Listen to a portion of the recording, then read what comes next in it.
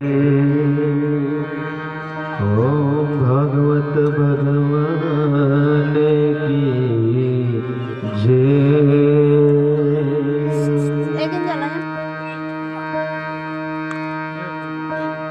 श्री कृष्ण गोविंद हरे मुरारी, हे नाथ नारायण वासुदेवा। श्री कृष्ण गोविंद हरे मुरारी, हे नाथ नारायण वासुदेवा। श्री कृष्ण गोविंद हरे मुरारी, हे नाथ नारायण वासुदेवा। श्री कृष्ण गोविंद हरे मुरारी, हे नाथ नारायण वासुदेवा। एकनाथ स्वामी सखा हमारे, हे नाथ नारायण वासुदेवा। एकनाथ स्वामी सखा हमारे, हे नाथ नारायण वासुदेवा। एकनाथ स्वामी सखा हमारे, हे नाथ नारायण वासुदेवा। एकनाथ स्वामी सखा हमारे, हे नाथ नारायण वासुदेवा। श्री कृष्ण गोविंद हरे मुरारी, हे नाथ नारायण वासुदेवा। श्री कृष्ण गोविंद हरे मुरारी, हे नाथ नारायण वासुदेवा। श्री कृष्ण गोविंद हरे मुरारी, हे नाथ नारायण वासुदेवा। श्री कृष्ण गोविंद हरे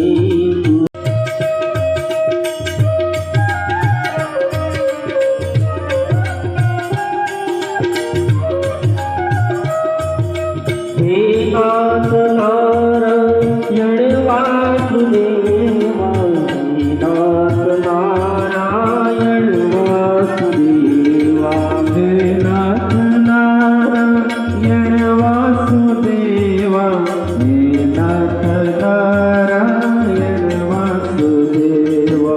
हे नाथ नारायण वासुदेवा। हे नाथ नारायण वासुदेवा।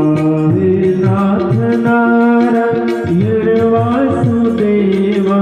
हे नाथ नारायण वासुदेवा। श्री कृष्ण गोविंद हरे मुरारी, हे नाथ नारायण वासुदेवा।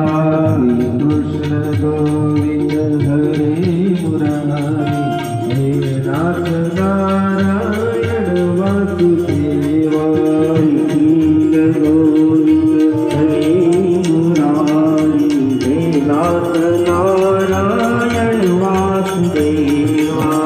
कृष्ण गोविंद हरे मुरारी, हे नाथ नारायण वासुदेवा। हे नाथ नारायण वासुदेवा। हे नाथ नारायण वासुदेवा। हे नाथ नारायण वासुदेवा।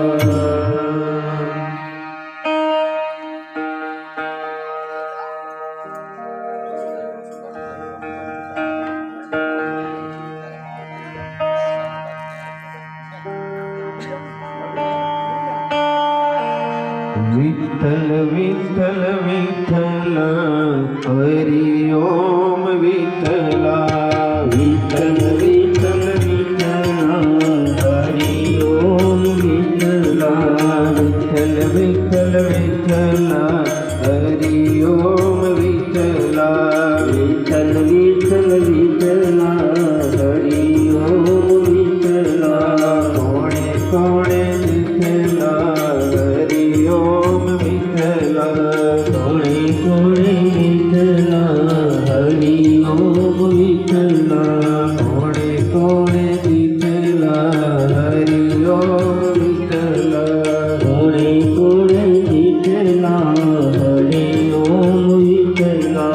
नरसिंहाय विठ्ठला हरि ओम विठ्ठला नरसिंहाय विठ्ठला हरि ओम विठ्ठला जूनागढ़ मावेला हरि ओम विठ्ठला जूनागढ़ मावेला हरि ओम विठ्ठला बावन परस पूरेला हरि ओम विठ्ठला बावन परस पूरेला हरि ओम विठ्ठला विठ्ठल विठ्ठल विठ्ठला हरि ओम विठ्ठला विठ्ठल विठ्ठल विठ्ठला हरि ओम विठ्ठला विठ्ठल विठ्ठल विठ्ठला हरि ओम विठ्ठला विठ्ठल विठ्ठल विठ्ठला हरि ओम विठ्ठला विठ्ठल विठ्ठल विठ्ठला हरि ओम विठ्ठला विठ्ठल विठ्ठल विठ्ठला हरि ओम विठ्ठला विठ्ठल विठ्ठल विठ्ठला हरि ओम विठ्ठला विठ्ठल विठ्ठल विठ्ठला हरि ओम विठ्ठला कोणे कोणे विठ्ठला हरि ओम विठ्ठला कोणे कोणे विठ्ठला हरि ओम विठ्ठला मीराबाई विठ्ठला हरि ओम विठ्ठला मीराबाई विठ्ठला हरि ओम विठ्ठला विठ्ठल विठ्ठल विठ्ठला हरि ओम विठ्ठला विठ्ठल विठ्ठल विठ्ठला हरि ओम विठ्ठला विठ्ठल विठ्ठल विठ्ठला हरि ओम विठ्ठला ओम विठ्ठला विठ्ठल विठ्ठल विठ्ठला हरि ओम विठ्ठला विठ्ठल विठ्ठल विठ्ठला हरि ओम विठ्ठला विठ्ठल विठ्ठल विठ्ठला हरि ओम विठ्ठला नमस्ते श्री गणेशाय नमः।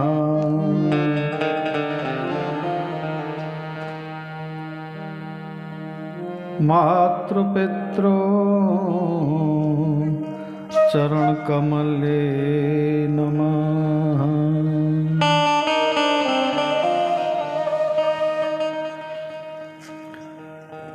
सद्गुरु चरण कमले नमः।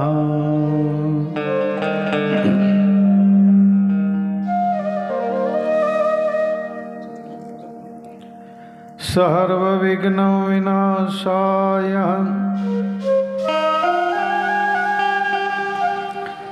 सर्व कल्याण हेतवे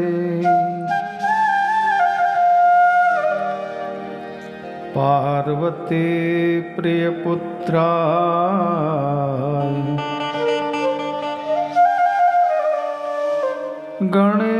गणेशाय वयं नमः।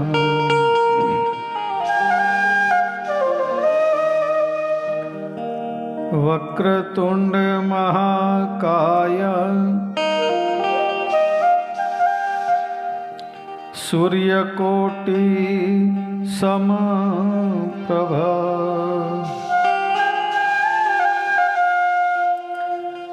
निर्विघ्नं कुरु मे देव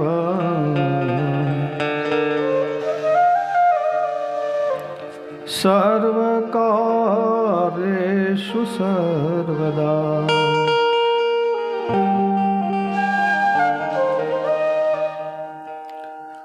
मुखं करोति वाचालं पंगुं लंघयते गिरिं यत्कृपातमः वन्दे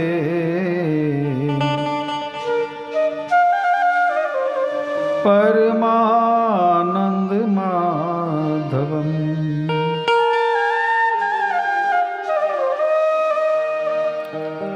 आइए हनुमंत बिराजिए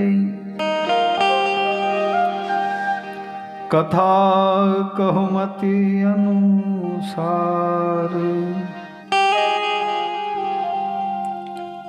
પ્રેમ સહિત ગાદી ધરો તમ પધારીએ પવન કુમાર.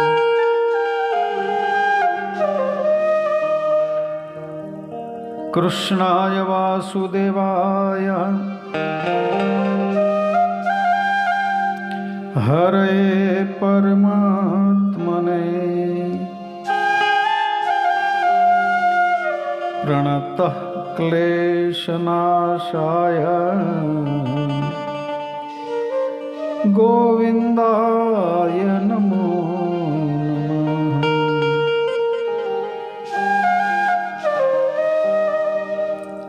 प्रभु नंद कुमारो में स्वामिनी वृषभानुजा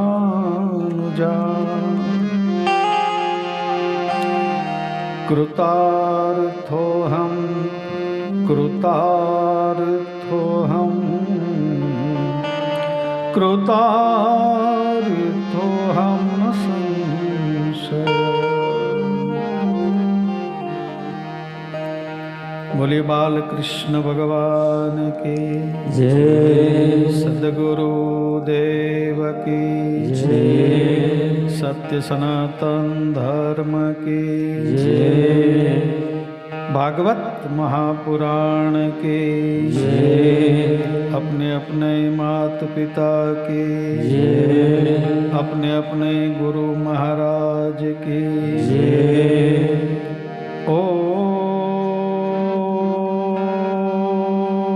नमः पार्वती पतये हर हर महादेव.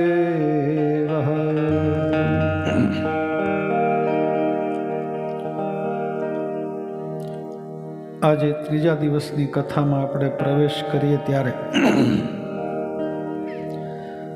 રોજ આપણે હરિ સંકીર્તન કરીને પ્રવેશ કરીએ જેથી કરીને પરમાત્મા આપણા દરેક ઉપર રાજી રહે. આપણા દરેકમાં જીવ છે પણ ભાગવત કે એને જગાડવો પડે છે. આકાશ લાકડામાં અગ્નિ છે તો લાકડા ઉપર આપણે સુવાથી કાંઈ ગરમી ન મળે, એને અગ્નિ પ્રજ્વલિત કરવો પડે. એમ આ જે આપણો જીવ છે એક વખતી જાગી જાય અને એ જાગી ગયા પછી નિરંતર ભગવાનના સ્મરણમાં લાગી જાય. એટલે પહેલા આપણે આ જીવને જગાડીએ એના માટે થોડું હરિ સંકીર્તન બધા પ્રેમથી કરવાનું સંકીર્તન.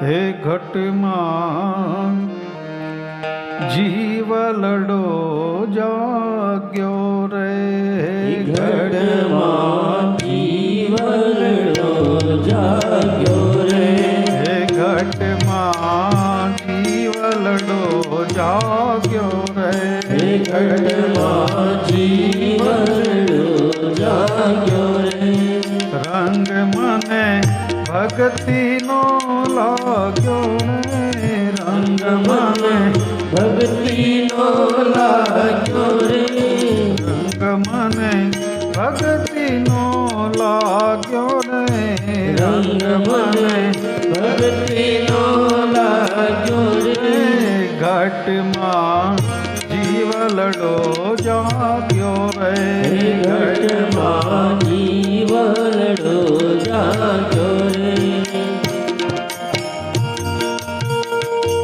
જય હો શ્રી રાધે.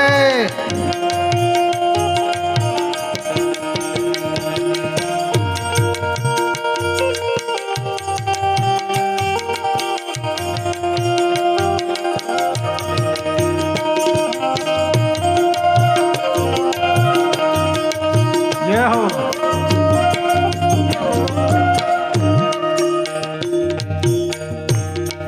इलाज में तो दुनिया, इलाज में तो दुनिया દુનિયાની મેલી રે લાજ મેં તો દુનિયાની મેલી રે હવે મારો રામજી મેલી રે હવે મારો રામજી છે બેલી રે હવે મારો રામજી છે બેલી રે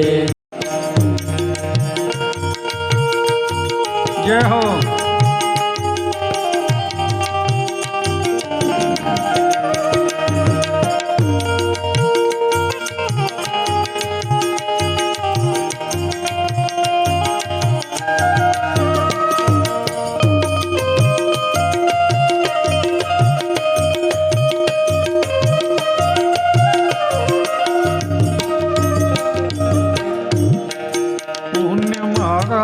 પૂર્વતણા ફળિયા રે પુણ્ય મારા પૂર્વતણા ફળિયા રે આપણા પૂર્વજન્મના પુણ્ય પ્રતાપે સત્સંગ મેળવ્યો છે. પૂર્વજન્મના પુણ્ય ન હોય તો આ સત્સંગ કદાપી આપણને ન મળત. આપણને જો ભાગવત મળ્યું હોય તો પૂર્વજન્મના પુણ્યનું આ ભાથું છે. હે પુણ્ય મારા પૂર્વતણા ફળિયા રે પુણ્ય મારા પૂર્વતણા ફળિયા રે હે પ્રભુજીના પંથડામાં વળિયા રે પ્રભુજીના બંધડામાં વળિયા રે હે પ્રભુજીના પંથડામાં વળિયા રે પ્રભુજીના બંધડામાં વળિયા રે રસ્તે સાધુડા મળ્યા રે રસ્તે સાધુડા મળ્યા રે રસ્તે સાધુ જન મળ્યા રે રસ્તે સાધુ જન મળ્યા રે હે ઘટમાં જીવલડો જાગ્યો રે ઘટમાં જીવનનો જાગ્યો રે રંગ મને ભક્તિનો લાગ્યો રે રંગ મને ભક્તિનો લાગ્યો રે ઘટમાં જીવલડો જાગ્યો રે ઘટમાં જીવનનો જાગ્યો રે ઘટમાં જીવનનો જાગ્યો રે રંગમય ઘટમાં જીવનનો જાગ્યો રે ઘટમાં જીવલડો જાગ્યો રે રે હવે કશાના બંધનમાં નહીં, અમે મુક્ત થઈને ફરીએ. એટલે મુક્ત એટલે ઘરની જવાબદારીમાંથી મુક્ત નહીં, પણ આ માયાથી અલિપ્ત થઈ જવાનું કે અસાર ખલું સંસાર દુઃખ રૂપી વિમોહક, આનાથી પર થઈ જવું. આ જગની પરવા ના કરીએ રે. આ જગતની પરવા શું કરવી? આપણે નહીં હતા તોય આ જગત ચાલતું, આપણે છીએ તોય જગત ચાલશે, અને કદાચ આપણે નહીં હોઈએ ને તોય આ જગત તો ચાલ્યા જ કરવાનું છે.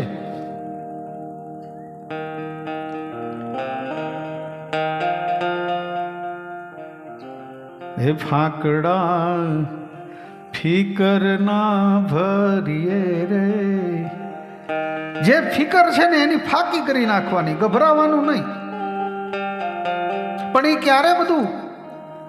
જ્યારે હરિની કૃપા હોય, હરિ સહમત હોય, આવા ભાગવતનો આશ્રય મળ્યો હોય, કોઈ સદગુરુનો આશ્રય મળ્યો હોય તો આ શક્ય બને છે. અત્યારે માતાઓ બહેનો માફ કરજો, પણ આત્મહત્યાના બનાવો એટલા બધા વધ્યા છે. એનું કારણ એક જ કે સહન શક્તિનો અભાવ છે. એક શબ્દ પિતાજી પુત્રને કહે તો ખોટું લાગી જાય ને તરત આત્મહત્યા કરી લે છે. હવે હું તમને એક બધાને વાત કરું કે આપણે શાકમાં મીઠું નાખીએ ને, આપણે ગારા કહીએ. રમેશભાઈ આ બાજુ હું કહે તો ખબર નહીં, અમારી બાજુ વાસદા બાજુ તો શાકમાં ગારા ટાકેલ એમ કહે આપણે મીઠું. તો આ મીઠું કેવું લાગે છે? આમ ચાખીએ તો કેવું લાગે? જવાબ આપો બધા. ખારું આપણે એને કહીએ છીએ શું? મીઠું. બધા જ ખોટું બોલીએ છીએ ને. છે કેવું? ખારું લાગે ને, આમ ચાખો એટલે ખારું લાગે, પણ કહીએ શું? શાકમાં મીઠું નાખ્યું. એ શું કામ એને મીઠું કહીએ છીએ તમને ખબર? કારણ કે એ સમુદ્રમાંથી ઉત્પન્ન થાય છે. શેમાંથી મીઠું ઉત્પન્ન થાય? સમુદ્રની અંદર ગંગાજીનું પાણી આવે ને તો એ સમાવી લે, વરસાદનું પાણી આવે તો એ સમાવી લે, ગટરનું પાણી આવે તો એ સમાવી લે. એમ તમારા જીવનમાં આવી યાતનાઓ આવે એ બધી તમે જ્યારે સમાવી લ્યો ને તો એકાદો ગુણ તમારો ખારો હોય ને તોય લોકો મીઠું કહેશે. પણ સહન કરો તો. એક શબ્દ બોલે ને આપણે એને એમ કે અરે મને આવું કેમ કીધું? આ દુનિયામાં સહન કરશે ને એને જ પરમ તત્વ મળશે. થોડી થોડી વારે ક્રોધ આવી જાય. આ દુનિયામાં બધા કરતા ખરાબમાં ખરાબ વસ્તુ હોય તો કામ છે. કામથી વધારે ખતરનાક હોય તો ક્રોધ છે. ક્રોધ એક ક્ષણિક માટે આવે પણ માણસનો વિનાશ કરી નાખે. અરે મેં તો જોયું છે, બે સગા ભાઈઓ હોય અને કંઈક જમીન બારામાં અથવા તો ઘરમાંથી ક્યાંક ઝઘડો થાય ત્યારે મોટો ભાઈ પાછો નાનાને કહે તું હજી મને ઓળખતો નથી. એટલે એક માના પેટમાં આપણે રહ્યા છીએ, એક સાથે મોટા થયા, હું તને ઓળખતો ન હોઉં, પણ ક્રોધમાં વિવેક ગુમાવાઈ જાય, એને ખબર ન હોય. આ પરીક્ષિત મહારાજને પણ આ ક્રોધનું જ પરિણામ ભોગવવું પડ્યું છે. ક્ષણિક માટે જો એ શાંત રહ્યા હોત તો વાંધો નહોતો, પણ એને એવો ક્રોધ આવ્યો એટલે મરેલો સર્પ લઈ અને ઋષિના ગળામાં નાખ્યો.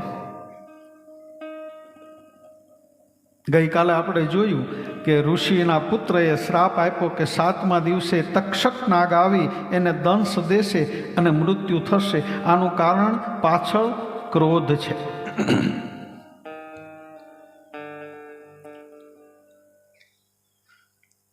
પરીક્ષિત રાજાને જ્યારે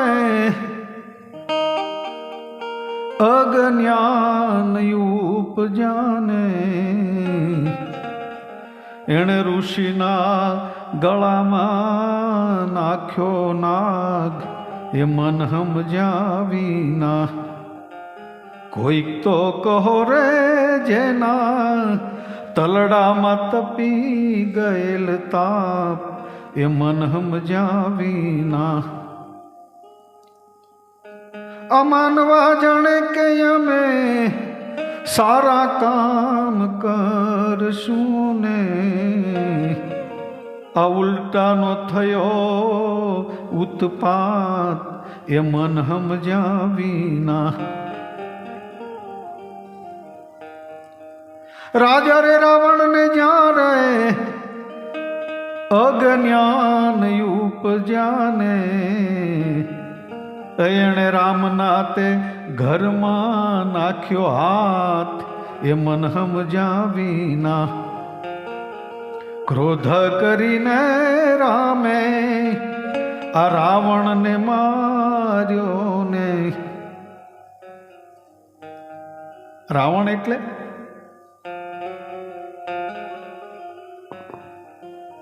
આમ જ્યાં ચાલે ને ત્યાં તો દેવો ને દાનવો ધ્રુજવા મળે, આટલો શક્તિશાળી. પણ એણે કુકર્મ કર્યું અને પાપ જ્યારે એના મગજમાં આવ્યું, ક્રોધ આવ્યો અને સીતાનું હરણ કર્યું અને પોતાના પરિવાર સાથે બધાનો વિનાશ હોરી લીધો છે. રાવણ માટે તો કીધું છે કે લેખ બ્રહ્મા લખે પૂછી પૂછી અને હુકમ લીધા પછી વાયુ માતા મેઘ જળ વરસતા જેની આજ્ઞા થકી આ નવગ્રહ ઊંચ ને નીચ થાતા. રાવણને પૂછ્યા વિના પવન પણ લંકામાં નતો આવતો, આટલો શક્તિશાળી રાવણ. અને શિવનો મહાન ભક્ત હતો. રામચરિતમાનસમાં એવું છે કે રાવણે એક વખત કૈલાસ પર્વત ઉંચકી લીધો હતો, પણ એનો એ જ રાવણ શક્તિશાળી હતો. પણ જ્યારે સીતાનું હરણ કર્યું અને પાપને માર્ગે ચાલ્યો પછી અંગદનો પગ ન ઉંચકી શક્યો. અંગદે કીધું ઉંચક પગ પકડી, પણ પગ નથી ઉંચકી શકાતો. આનું કારણ એ પાપ છે.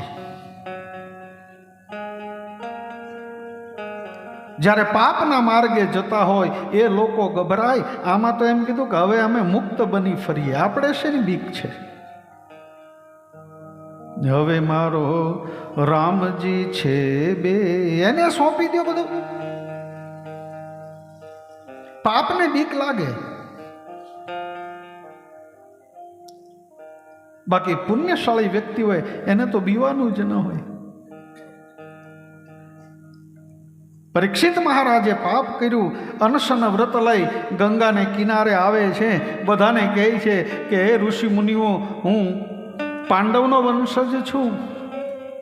મારા દાદા ધર્મરાજા હતા, અર્જુન, ભીમ, નકુલ, સહદેવ, આ એનો વંશજ છું.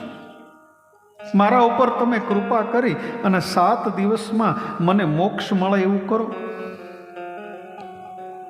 બધા ઋષિઓ કે ભાઈ એ અમારા હાથમાં નથી, કારણ કે અમે તો જન્મ જન્મથી ભગવાનના દર્શન કરવા માટે કેટલા જન્મ લીધા છે.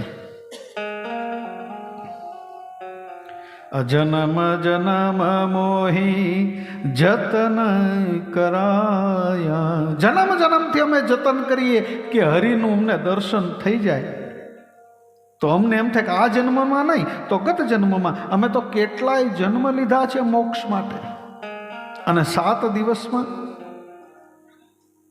પણ જેવા સુખદેવજી મહારાજ ત્યાં પધાર્યા, બધા એનો જય જયકાર કરવા લાગ્યા છે. બોલીએ સુખદેવજી મહારાજ કી જય.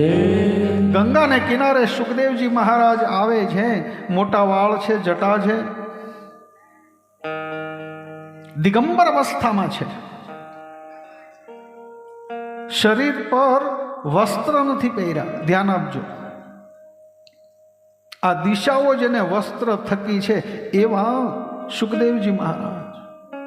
ભાગવતમાં લખ્યું છે કે સુખદેવજી મહારાજ આજાન બાહુ છે. એના હાથ બહુ મોટા હતા. ઊભા થાય ને તો પગના ગોઠણની નીચે એના હાથ આવી જાય એવું એમનું વિશાળ હાથ હતું. સૂર્ય સમાન તેજ છે. અને જાણે ગંગાને કિનારે સુખદેવજી મહારાજ આવતા ને ત્યારે એમ લાગે કે કોઈ સૂર્ય આવતો હોય ને એવું લાગે છે. આવા તપસ્વી અલક્ષ લિંગો નિજલાભ તુષ્ટો. એના માટે શ્લોક છે કે નિજલાભ તુષ્ટો, પોતાની અંદર જ એ શાંત રહેતા ને પોતાની અંદર જ આનંદ મળતો એમને. આપણે બધા બહાર આનંદ ગોતીએ છીએ, કામમાં, ક્રોધમાં, લોભમાં, મોહમાં, વ્યસનમાં. પણ ખરો આનંદ તો છે ને તમારા અંદર જ છે. જે માણસને અંદરથી ઉત્પાત હોય ને એને દુનિયાનું કોઈ વસ્તુ, સાધન, સામગ્રી એને શાંત નથી કરી શકતા. અંતરાત્મામાં જ્યારે આનંદ હોય એટલે સુખદેવજી મહારાજ માટે લખાયું છે કે નિજલાભ તુષ્ટો. એ પોતે અંતરાત્માથી આનંદ પામતા હતા. અને જેવા આવ્યા ને એટલે બધાએ એને નમસ્કાર કર્યા છે. પધારો. અરે સુખદેવજી માટે તો એનાથી બી વિશેષ લખાયું છે ભાગવતમાં કે જ્યારે જન્મ થયો અને દોડતા દોડતા જતા હતા, પાછળ વ્યાસજી દોડતા હતા, બેટા ઊભો રહે, ઊભો રહે.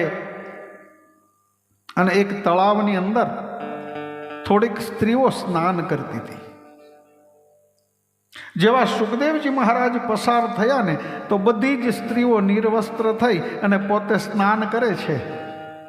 અને જેવા વ્યાસજી પસાર થયા ને એટલે બધી જ સ્ત્રીઓ જઈ અને ઝાડ પાછળ છુપાઈ ગઈ.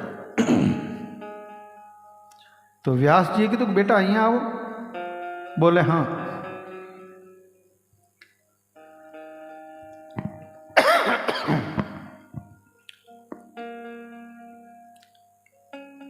હમણાં મારો પુત્ર પસાર થયો, એ તો યુવાન છે, તો એ નીકળ્યો ત્યારે તમને સંકોચ ન થયો, શરમ ન લાગી? અને હું તો વૃદ્ધ છું, મારી શરમ રાખવાની શું જરૂર તમારે? ત્યારે બધી ગોપીઓ ને સ્ત્રીઓ ત્યાં સ્નાન કરતી હતી ને, એણે કીધું કે પિતાજી તમે તો અમારા બાપ સમાન છો, એમાં શંકાને સ્થાન નથી, તમારી શરમ અમને લાગે નહીં, પણ તમારો જે પુત્ર છે ને એ અહીંયાથી પસાર થયો ને, એણે સ્ત્રી કોણ અને પુરુષ કોણ એનું પણ ભાન નથી. આ યોગી વ્યાસજી તમને ખબર તો છે ને કે અમે સ્ત્રીઓ છીએ, પણ સુખદેવજીને તો સ્ત્રી કોણ અને પુરુષ કોણ એનું પણ ભાન નથી. આવા વીર પુરુષ દ્વારા આ ભાગવત જેવા પધાર્યા એટલે બધા એમને આદર સત્કાર કરી ઊંચા આસન પર બિરાજમાન કર્યા છે. અને પરીક્ષિત મહારાજે આત્મનિવેદન કર્યું ઊભા થઈને કે હે ઋષિ મુનિઓ, મેં એક ખોટું કર્મ થયું છે મારાથી. અમારા પૂર્વજો બ્રાહ્મણોની આજ્ઞા વિના કંઈ કર્મ નહોતા કરતા, ઋષિઓને પૂછી પૂછીને કર્મ કરતા હતા, પણ મારાથી એક બ્રાહ્મણનું અપમાન થઈ ગયું અને મને એનો જ શ્રાપ મળ્યો છે કે 7મા દિવસે તક્ષક નાગ આવીને મને દંશ દેશે, એટલે મારું મૃત્યુ છે. હવે પરીક્ષિત એટલે કોણ? આપણે બધા પરીક્ષિત છીએ.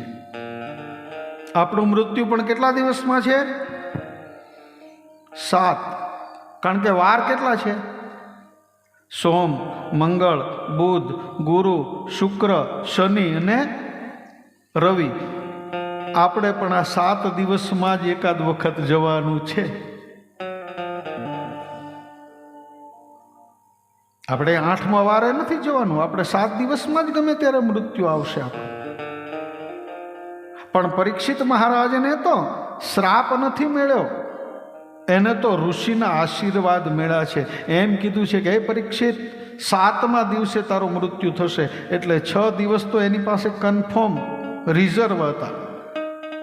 આપણી પાસે તો કલાક પણ નથી. પરીક્ષિત મહારાજ 2 હાથ જોડી બધા ઋષિ મુનિઓને કહે છે કે ગુરુદેવ, સુખદેવજીને પ્રણામ કર્યા. સુખદેવજી કીધું કે હે પરીક્ષિત, શું છે? એ કે ગુરુદેવ, મને આમાંથી બચાવો. 7 દિવસમાં મારું મૃત્યુ છે અને મને મોક્ષ મળે ને એવું કંઈ કરો. એટલે ગુરુદેવે કીધું કે તારી પાસે તો બહુ સમય છે. ખટવાંગ રાજો 2 ઘડીની અંદર જો મોક્ષ પામી જતો હોય, તારી પાસે તો 7 દિવસ છે. અહીંયા સુખદેવજી મહારાજે પ્રશ્ન પૂછે કે ગુરુદેવ, જેનું મૃત્યુ નજીક હોય એને શું કરવું? આમાં ભાગવતમાં મૃત્યુની નિશાની બતાવી છે કે જેનું મૃત્યુ આવવાનું હોય ને એ પહેલાં એને શું શું થાય એ બતાવ્યું છે. તમે કહો તો બતાવું, પછી ગભરાતા નહીં પાછા, કારણ કે હજી આપણે 4 દિવસ કાઢવાના છે. પછી બી જાય તો કે મહારાજે તો આવું કીધું. ભાગવતમાં એવું કીધું છે કે આપણે 2 કાન બંધ કરીએ અને અંદર અવાજ આવતો બંધ થાય ને તો ટૂંક સમયમાં મૃત્યુ આવે. એક ગામમાં તો હું આમ કહેતો ને તો પાછળ એક બેને આમ નાખ્યું કે અત્યારે સંભળાય કે કેમ? એવું નથી, પણ આકાશમાં દ્રષ્ટિ કરીએ અને એક અરુંધતીનો તારો દેખાતો જ્યારે બંધ થાય ત્યારે થોડાક સમયમાં મૃત્યુ આવે. જ્યારે તમને એવું કોઈ સ્વપ્ન આવે કે તમે કાદવની અંદર ખૂંચતા જાઓ છો અને બહાર નીકળી નથી શકતા, આવું સ્વપ્ન આવે ને તો થોડા સમયમાં મૃત્યુ આવે છે.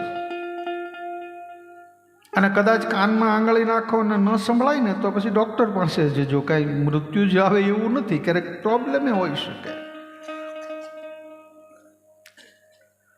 પરીક્ષિત મહારાજે કીધું ગુરુદેવ, જેનું મૃત્યુ નજીક હોય એને શું કરવું? સુખદેવજી મહારાજ કે એકાક્ષર બ્રહ્મનો જાપ કરતો. ખટવાંગ રાજાને મોક્ષ મળી ગયો તો એકાક્ષર બ્રહ્મનો જાપ કર, આ મોહ માયામાંથી બધો જીવ.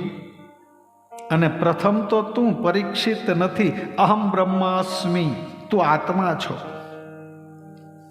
અને આત્મા માટે તો એવું કહેવાયું છે કે નેનમ છેદંતી શસ્ત્રાણી નાહમ દહતી પાવક નાસી કલોયા તો ના શોષ્યતિ મારુત.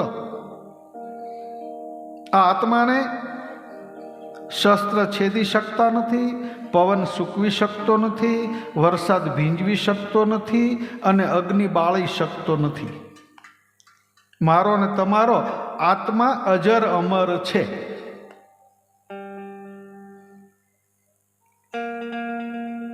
એ આત્મા વયો જાય પછી આ શરીરને બાળવા માટે જીએ છીએ, બાકી આત્મા તો વયો જાય છે. એટલે આપણે શરીરને આત્મા સમજી બેઠા છીએ. શરીર અને આત્મા અલગ છે. આ શરીર તો પંચમહાભૂતનું રહેવાનું સ્થળ છે.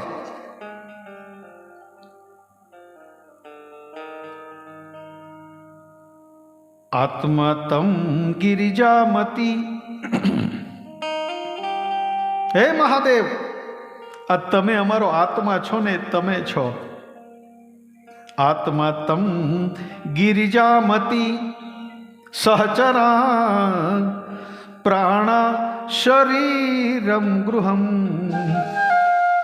આ આત્માને રહેવાનું, આ પાંચ પ્રાણનું આ પિંડ આપણો બન્યો છે. અગ્નિ, જળ, તેજ, વાયુ, આકાશ, આ પાંચ તત્વનું આપણું શરીર છે. અને જ્યારે આત્મા વયો જાય એ પાંચે પાંચ તત્વોમાં આપણું શરીર વિલીન થઈ જાય છે. કોઈ મહાપુરુષ મૃત્યુ પામે ને ત્યારે લોકો એમ કે એ પંચ મહાભૂતમાં વિલીન થઈ ગયા. આપણા જે આ શરીર છે એ પંચ મહાભૂતનું બનેલું છે.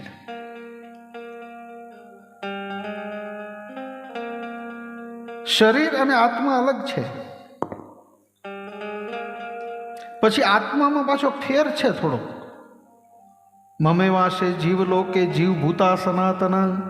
ભગવાન કૃષ્ણએ કીધું કે તમામ જીવો મારો અંશ છે. પણ એ જીવ પાછો કોકનો મોટો હોય, થોડોક નાનો બી હોય. કરોડો રૂપિયાની મિલકત હોય પણ હરિની કૃપા ન હોય તો એ ભાગવતમાં 10 રૂપિયાની અગરબત્તી ન લઈ શકે, ધર્મ કાર્ય ન કરી શકે. બસ પૈસા પૈસા પૈસા. ભગવાન કૃષ્ણએ તો ગીતામાં એમ કીધું છે કે અહમ વૈશ્વાનરો ભૂત્વા. આજે બપોરે આપણને ભૂખ લાગે ને, એક જાતનો અગ્નિ પ્રજ્વલિત થાય છે, એનું નામ વૈશ્વાનર અગ્નિ છે. અહમ વૈશ્વાનરો ભૂત્વા પ્રાણીના દેહમાસ્મિતમ. તમામ પ્રાણીઓમાં ભગવાન કે હું વસું છું અગ્નિ સ્વરૂપે. તો શરીરમાં જો ભગવાન વસતો હોય પછી જેવી તેવી વસ્તુ ભગવાનને ખવડાવાય ખરી? તમે અહીંયા પ્રસાદ બનાવો તો એને ચોખ્ખો રાખીને આપો છો અને પછી પરમાટીનું ભક્ષણ કરો તમે, તો મારો નારાયણ ક્યાંથી રાજી રહે? ભાગવતમાં કીધું છે કે પરમાટીનું ભક્ષણ કોણ કરે? જે જીભથી જે પ્રાણીઓ પાણી પીવે છે એના માટે આ પરમાટીનું ભક્ષણ છે. આપણે જીભથી ક્યાં પીએ? વાઘ, વરુ, ચિત્તા આ જે છે ને હિંસક પશુઓ એ જીભથી પાણી પીવે છે ને, એનો એ ખોરાક છે. અને એના માટે ભગવાને આ વ્યવસ્થા કરી છે. આપણા માટે તો કેટલું સારી વસ્તુ ખાવાની છે, પણ એ મૂકીને આપણે પરમાટીનું ભક્ષણ કરીએ. પાછા આપણે કેવા બધા ખબર, પાકા કેટલા ખબર, કે કોઈની સ્મશાન યાત્રામાં જઈએ ને તો ઘરે આવીને દૂધ છાંટે ને પવિત્ર થાય ને આમ કરે. કેમ આપણે કે કેમ આજે? એ કે હું સ્મશાન યાત્રામાં ગયો ને એટલે મારે પવિત્ર બનવું પડે. એ પવિત્ર બનીને સાંજે પાછો મરેલા પશુઓ પેટમાં નાખે.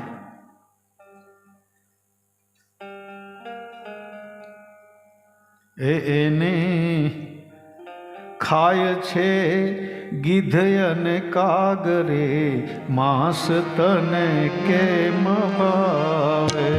એને ખાય છે ગીધ અને કાગરે, માંસ તને ભાવે. એને ખાય છે આ પશુનું માંસ રે, માંસ તને કેમ ભાવે? તો મરેલા માણસની શમશાન યાત્રામાં સ્નાન જેવું તમે ખાઓ. જો આપણને દૂધપાક બહુ ભાવતો હોય ને એ ખાઈએ, પછી લસણની એક કળી ખાઈએ ને તો લસણનો જ ઓડકાર આવશે. એમ આ પરમાટીન માટે આપણા શરીરમાં એવી કોઈ વ્યવસ્થા જ નથી. આપણી તકલીફ શું છે કે ગાય હોય ઘરે 5 તો દૂધ બધું ડેરીમાં ભરી આવીએ અને 6:45 પછી ન પીવાનું પીવા જઈએ. તમારે ત્યાં કર્મકાંડ કરવા બ્રાહ્મણ આવતા હોય તો પંચામૃતથી સ્નાન કરાવે છે ભગવાનને. શેનું પંચામૃત? 5 જાતનું અમૃત છે. દૂધ, દહીં, ઘી, મધ અને ખાંડ. આ 5 વસ્તુ અમૃત જેવી છે. પણ આપણે તો કાળી ચા પીએ, દૂધ તો નહીં પીએ. સારી સારી વસ્તુ ખાવાની મારા નારાયણે આપણને આપી છે, એનો તમે આહાર કરો.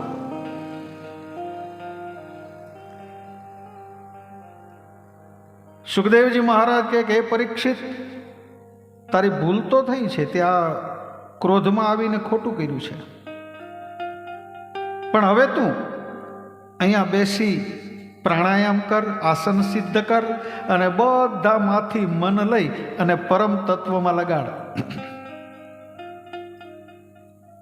અને એ પરીક્ષિત અજંપાના જાપ ચાલુ કર. એકાક્ષર બ્રહ્મ અને નારાયણ નારાયણ નારાયણ આ બોલવા માંડ. એટલે તરત જ પરીક્ષિત મહારાજને સારું ન લાગ્યું કે મારે 7 દિવસમાં મૃત્યુ છે અને આ ભગવાનના નામથી કંઈ તરી જવાતું હશે. એટલે સુખદેવજી મહારાજે કીધું કે હે પરીક્ષિત, તું મનમાં સંશય ન રાખ. બોલે કેમ? એ કે તને શું લાગે છે કે નારાયણનું નામ લેવાથી મુક્તિ ન મળે એવું? સાંભળ, એક અજામિલ નામનો બ્રાહ્મણ હતો. આ બ્રાહ્મણ ઊંચા કુળમાં જન્મ, રોજ કર્મકાંડ કરે, પોતાના પિતાની બધી જ કાર્ય યજ્ઞ કરે, હોમ કરે, હવન કરે. આ બ્રાહ્મણ હતો પોતે. રોજ પોતાના પિતાને જે વસ્તુ જોઈએ એ લાવી આપે. પણ એક દિવસ આ અજામિલ જંગલની અંદર કાષ્ટ કાપવા માટે જાય. સ્મિધા યજ્ઞ કરવો હોય ને તો 9 જાતના કાષ્ટ જોઈએ. આંકડો, ઉમરો, લીપટું, ખાખરો, ખેર, છમડી, પીપળો, દરોઈ અને દાભડો. આ 9 ગ્રહના જે દાંતણ છે ને એ હોમમાં પડે અંદર, એટલે 9 ગ્રહ શાંત થાય. તો અજામિલ જંગલમાં એ કાષ્ટ લેવા માટે જાય. એમાં એ કાષ્ટ લઈને પાછો આવતો હતો ને તો એક કુલટા સ્ત્રી ઉપર એની નજર પડી. જ્યાં ત્યાં નજર નાખવી નહીં, શાસ્ત્ર ના પાડે છે. જેવી તેવી વસ્તુ જોવા માટે આંખ નથી આપી આપણને, હરિનું દર્શન કરવા માટે આપી છે. આ અજામિલ આ કુલટાની સામે જોયું એટલે આંખથી પાપ શરીરમાં પ્રવેશ કરે છે. જો આપણને પેલો કમળો થાય ને ત્યારે આખું જગ બધાને સામે જોઈને તો બધા પીળા લાગે, પણ બધા પીળા ન હોય, આપણી આંખ જ ખરાબ હોય છે. જેની આંખ પવિત્ર હોય એ બધામાં નારાયણનું સ્વરૂપ જોવે છે. એટલે મહાદેવ પાસે માંગ્યું પણ છે, આપ દ્રષ્ટિમાં તેજ અનોખું, સારી સૃષ્ટિમાં શિવરૂપ દેખું, આપો દ્રષ્ટિમાં તેજ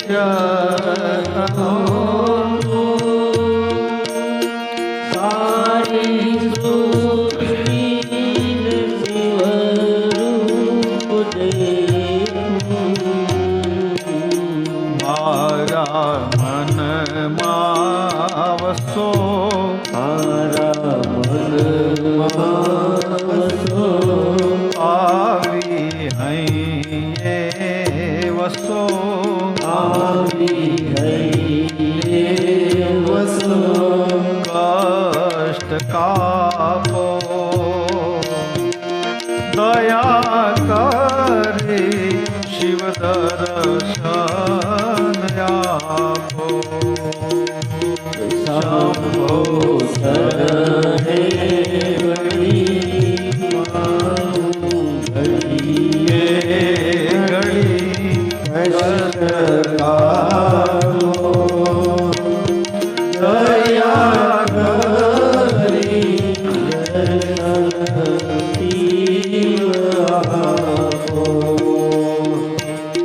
હું તો એકલ પંથી પ્રવાસી હું તો એકલ પંથી પ્રવાસી છતાં આત્મ કે માં ઉદાસી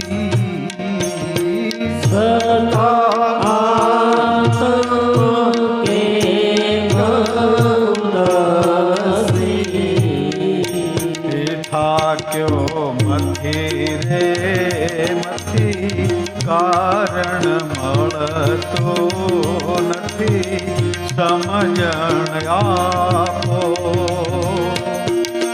દયા કરી શિવ દર્શન આપો શંભો સરહે વળી ઘડીએ ઘડી કષ્ટ કાપો દયા કરી દર્શન શિવ આપો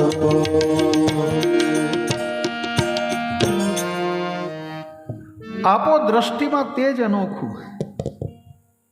તમે ગીતાજી સાંભળી હશે બધાએ. ગીતાજીની અંદર ભગવાન કૃષ્ણ અર્જુનને સમજાવે છે કે એ અર્જુન તું યુદ્ધ કર, હું કહું એટલું કર. એટલે અર્જુને ના પાડી કે આ બધાને મારીને મારે રાજ્ય જોતું નથી. કદાચ હું આ બધાને મારી નાખીશ અને સ્ત્રીઓ પછી વ્યભિચારિણી બની જાય અને વણશંકર પ્રજા પેદા થાય, એના હાથથી પિંડ ધરે ને તો પિતૃઓ આરોગતા નથી, એટલે મારે કોઈને મારવા નથી, મારે યુદ્ધ નથી કરવું. બહુ સમજાવે છે. અને પછી એ અર્જુનને ભગવાન કૃષ્ણએ દિવ્ય દ્રષ્ટિ પ્રદાન કરી અને જેવા કૃષ્ણની સામે જોયું ને તો આ વિરાટ પુરુષ દેખાવા લાગ્યા. કૃષ્ણ પગ અહીંયા છે, મસ્તક આકાશમાં છે, હજારો હાથ છે, અને આમ મુખ ખોલ્યું ને નારાયણે તો બધા જ મરી મરીને એના મુખમાં જતા હતા. ત્યારે અર્જુનને એમ થયું, ઓહો, તમે તો પ્રભુ છો. અને આપણા ચર્મ ચક્ષુથી આપણે ક્યારેય હરિનું દર્શન નહીં થાય. જો હરિનું દર્શન કરવું હોય ને તો દિવ્ય દ્રષ્ટિ પ્રદાન કરવી પડશે. અને દિવ્ય દ્રષ્ટિ ક્યાંથી મળશે? એ ભાગવતના સાનિધ્યમાંથી મળે છે.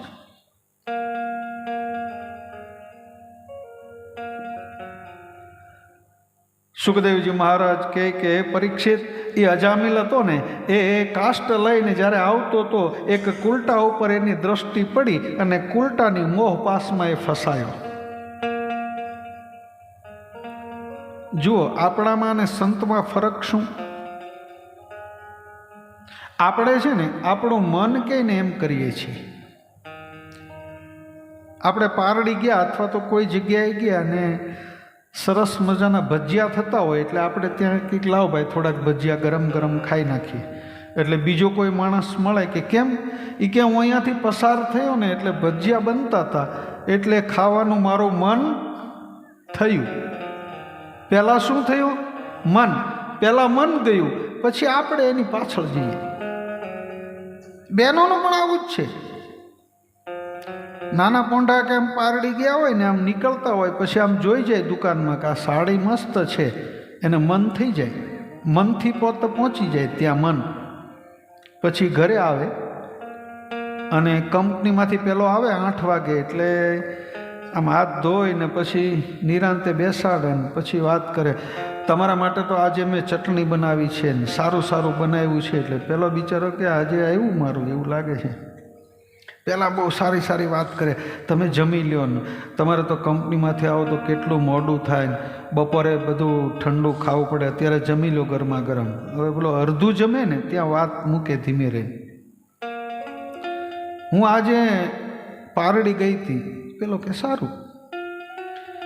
પણ ત્યાંથી હું રોડ ઉપર નીકળી ને તો પેલો સાડીનો શોરૂમ છે ને, એમાં એક સાડી મને બહુ ગમી છે, મારે એ સાડી લેવાનું મન છે. પેલો કે હમણાં ખમ પગાર થાય ત્યારે એ પગાર આવી જાય ને પછી પેલી બેનનું મન ગયું, પછી પોતે ગયા સાડી જોઈ આવ્યા અને પછી પતિને લઈ ગયા. એટલે આપણે મનની પાછળ દોડીએ છીએ. અને સંત મહાપુરુષના જ્યાં કે ત્યાં એનું મન જાય. અત્યારે આ ઠંડી છે ને, આપણે બધા ઓઢીને બેસીએ અથવા તો કંઈ તાપણું કરીએ. અત્યારે મહાપુરુષો જે છે ને એ તો ઠંડા પાણીથી સ્નાન કરે. એ કે મનને ગરમ જોઈએ ને એને હું ઠંડુ આપીશ. અને જ્યારે ઉનાળો હોય, આપણે એસી વગર બહાર ન નીકળતા હોઈએ, ત્યારે એ લોકો શું કરે ખબર? આ સત્ય વસ્તુ કહું છું તમને. ત્યારે મહાપુરુષો ચારે બાજુ અગ્નિ પ્રજ્વલિત કરીને વચ્ચે બેસે. એ કે આને બહુ એસીની જરૂર છે એટલા માટે. આ મહાપુરુષો જે મનને મારે. અને મીરાએ પણ એમ જ કીધું ને કે મન વશ કરીને જોતા શુદ્ધ પ્રેમ જાકી થાય. મનને જો તમે વશ કરશો ને તો જ શુદ્ધ પ્રેમની મારા નારાયણનું દર્શન તો જ થશે. અને મન પાછું બહુ ખરાબ છે. આ તો અહીંયાથી બોલીએ એટલે, બાકી અમે એટલા બધા મનથી તો અમે કાયર થઈ ગયા છીએ. મનને મનાવવું ને, જે દિવસે તમે ડૉક્ટર પાસે જાઓ, રાજુભાઈ, ડૉક્ટર પાસે જઈને ડૉક્ટર કહે તમને જરાક ઇન્ફેક્શન થયું છે અને આ દવા આપું છું 3 દિવસની, તમારે ખાટું નહીં ખાવાનું. ડૉક્ટર ના પાડે કે 3 દિવસ તમે ખાટું ખાતા અને તે જ દિવસે આપણને લીંબુ શરબત પીવાનું મન થાય. આપણું આવું મન છે. જે ના પાડો ને એ પહેલાં કરવાનું મન થાય. નહીંતર લીંબુ શરબત પીવાની ઈચ્છા જ ન હોય, પણ ડૉક્ટર કહે ને કે ખાટું નહીં પીવાનું, ત્યારે આપણું મન એમ કે ચાલની જરાક. એટલે આ મન છે ને એ વિપરીત દિશામાં જ કામ કરે છે. પણ એ મનને જો ધીમે ધીમે સમજાવી અને હરિની કથામાં લગાડી દો ને, તમારું મન જો આમાં લાગી જાય ને તો પછી બીજા કોઈ ચિંતા કરવાની જરૂર નથી. પણ આપણે અહીંયા બેઠા હોય ને આપણા મનથી ઘરે ફરી આવીએ. ગાય બાંધેલી છે ને લાઇટ બંધ કરી નાખીને દરવાજો ક્યાં છે ને ત્યાં આંટો મારીને પાછા આપણે અહીંયા આવી જઈએ. આપણે કથામાં બેઠા હોઈએ અને આપણું મન ક્યાં ફરતું હોય.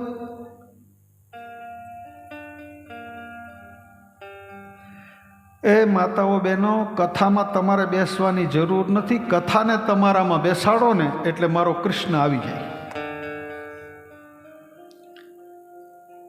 સુખદેવજી મહારાજ કે પરીક્ષિત, આ બ્રાહ્મણ હતો અજામિલ, ધર્મ કાર્ય કરતો તો છતાં પણ એને કુલટા ઉપર દ્રષ્ટિ નાખી અને એની આંખમાં કામ આવ્યો અને એ સ્ત્રીની મોહપાશમાં પોતે જકડાયો. જે રામનું ભજન કરતા હતા ને એ રામને મૂકીને કામની પાછળ લાગ્યો. પેલી સ્ત્રી જેમ કે તેમ કરવા લાગ્યો. પેલી તો કુલટા હતી. એટલે આ અજામિલ હવે ધીમે ધીમે બધી ધર્મ ભક્તિ છોડી અને એની સાથે રહે છે. ગામના બધા ભેગા થયા. એ કે આ અજામિલ બ્રાહ્મણ છે અને આ કુલટાની નજરમાં આવ્યો ને આવા કર્મ કરશે ને તો બીજાને છાંટા ઉડશે, આપણા છોકરાને બગાડશે. એટલે બોલાયો અજામિલને, અજામિલ અહીંયા આવો. બોલે હા. આની સાથે તું રહેવાનું છોડી દે, આ કુલટા છે એની સાથે તું રહીશ તો? એ કે નહીં, હવે હું એને નહીં છોડું. તારે એની સાથે રહેવું હોય, ગામના લોકો કહે તું ગામની બહાર જતો રહે, અહીંયા ગામની અંદર નહીં. આપણે ત્યાં તો બધા ખેડૂતો છો એટલે ખબર છે કે આપણે કેરીનો દાબો નાખ્યો હોય ને ઘરે, સારામાં સારી કેસર કેરી, એમાં એક ખરાબ થાય ને બીજા દિવસે બીજાને એનો છેપ લાગે. પણ એ જે ખરાબ કેરી હોય ચાંદીવાળી એને કાઢી નાખો તો વાંધો આવે, પણ એક ખરાબ હોય એ મૂકી રાખો એટલે બીજાને બગાડે. એમ આ અજામિલ પણ હવે બધાને ન બગાડે એટલે ગામના લોકોએ કીધું તું ગામ બહાર જતો રહે. કામા તુરાણામ ન ભય ન લજ્જા. જેને કામ વ્યાપે છે ને એને લાજ શરમ કે ભય રહેતું નથી. એટલે પોતે ગામના પાદરમાં નદીની પેલી બાજુ એક નાનું ઝૂંપડું બનાવ્યું અને મદિરાનું પાન કરે, જુગાર રમે, ન કરવાના કર્મ કરે, પેલી કુલટા સાથે પોતે રહી છે. વિનાશના માર્ગે જતો રહ્યો છે.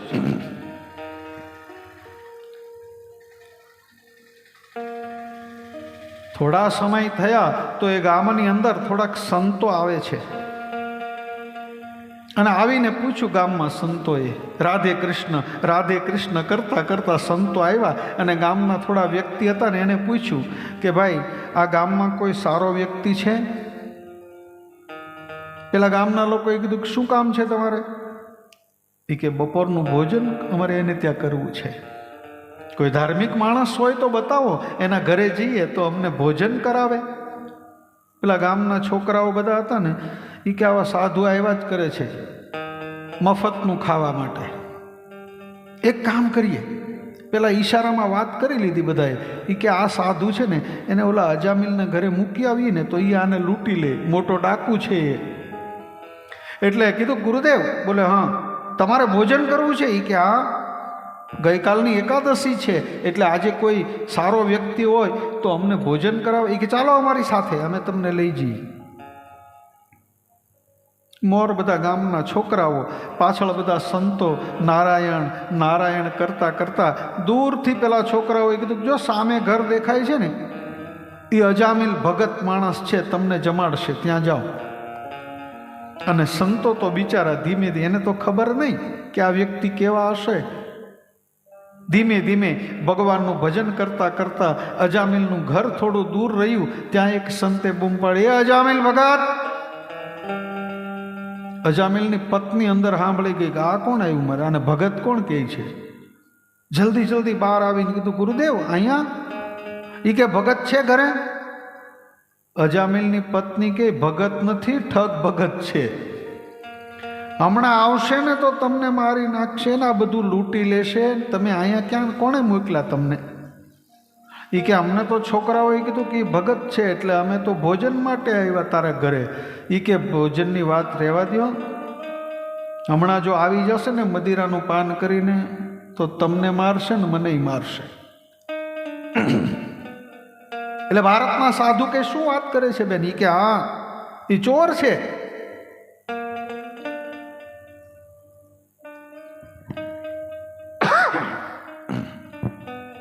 પેલા સંતોએ કીધું કે હવે અમારે અહીંયાથી જવું નથી, અમે ભારતના સંતો છીએ, બ્રાહ્મણો સાધુઓ જેના ઘરે જાય એનું દુઃખ દારિદ્ર્ય ભાંગીને ભૂકો ન કરી નાખે ને તો ભારતના સાધુઓ ન કહેવાય. આવા દે ભગતને. 4-5 શિષ્ય સાથે ગુરુજી અજામિલના ઘરે ભગવાનનું ભજન કરવા માંડ્યા.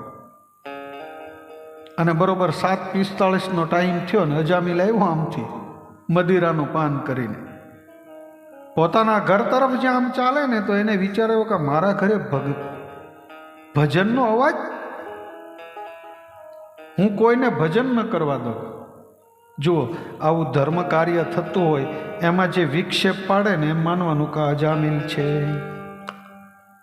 અજામિલે કીધું છે કે હું કોઈને ધર્મ કાર્ય ન કરવા દઉં, કોઈક ભજન કરતો હોય તો ન કરવા દઉં. અને મારા ઘરે ભજન આવ્યો. ઘરમાં જઈ લાકડી લીધી, સાધુને કાલો ઉઠો ભાગો, આ ભજન શું આવે, મારે ભજન નથી કરવું. એની પત્ની દોડીને આવી કે તમે રહેવા દો, આ બિચારા સાધુનો કંઈ વાંક નથી, એ તો પૂછતા પૂછતા આવ્યા એટલે મેં બેસાડ્યા છે. એ કે નહીં, મારે ભજન જોઈ જ નહીં, હાલો ભાગો. એની પત્નીએ કીધું તમે જે કંઈ પણ કરો મેં ક્યારેય ના નથી પાડતી, પણ આજે આપણા ઘરે સાધુ આવ્યા છે ને એનું તમે અપમાન ન કરો. આમ તો અજામિલ પાપી હતો, પણ પત્નીની વાત માની લીધી. સારું, તું બેસ ભજનમાં, બાકી મને રહેવા દે. સાધુને કહે તમે મારા ઘરે આવ્યા, તમને માર્યા નથી, તમારે જે આ લૂંટી નથી લીધું, એ જ દક્ષિણા સમજો. હવે કંઈ દક્ષિણાની વાટ રાખતા એમ કે ને ઘરમાં જઈને સૂઈ ગયો.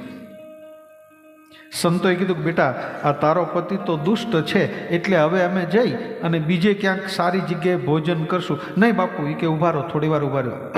એની પત્ની ગઈ અને અજામિલને કીધું કે મારી એક વાત છે. પેલો મદિરામાં ફૂલ થઈ ગયેલો. શું કામ છે? એ કે એક કામ કરો ને, મેં તમારી પાસે ક્યારેય કંઈ માંગ્યું નથી, પણ આપણા ઘરે સંતો આવ્યા છે ને, મારે એને જમાડવા છે. જો આ મારો અહીંયા શર્ટ ટીંગાય છે, એમાંથી પૈસા લઈને તારી રીતે જમાડી દે, મને બોલાવતી નહીં. પેલીએ થોડાક પૈસા લઈ સાધુઓ માટે બધી વસ્તુ લઈ આવી બિચારી ગામમાંથી, અને કીધું કે ગુરુદેવ એ ભલે ગમે તેમ હોય, પણ હું તમને જમાડું છું, મારા ઘરે તમે જમીને જાઓ. સંતોની આરે બધા શિષ્યો હતા ને, એ ભૂખ્યા પેલા. એ કે બાપુ જલ્દી બનાવો ને, હવે આ સવારથી ભજન જ કરીએ છીએ.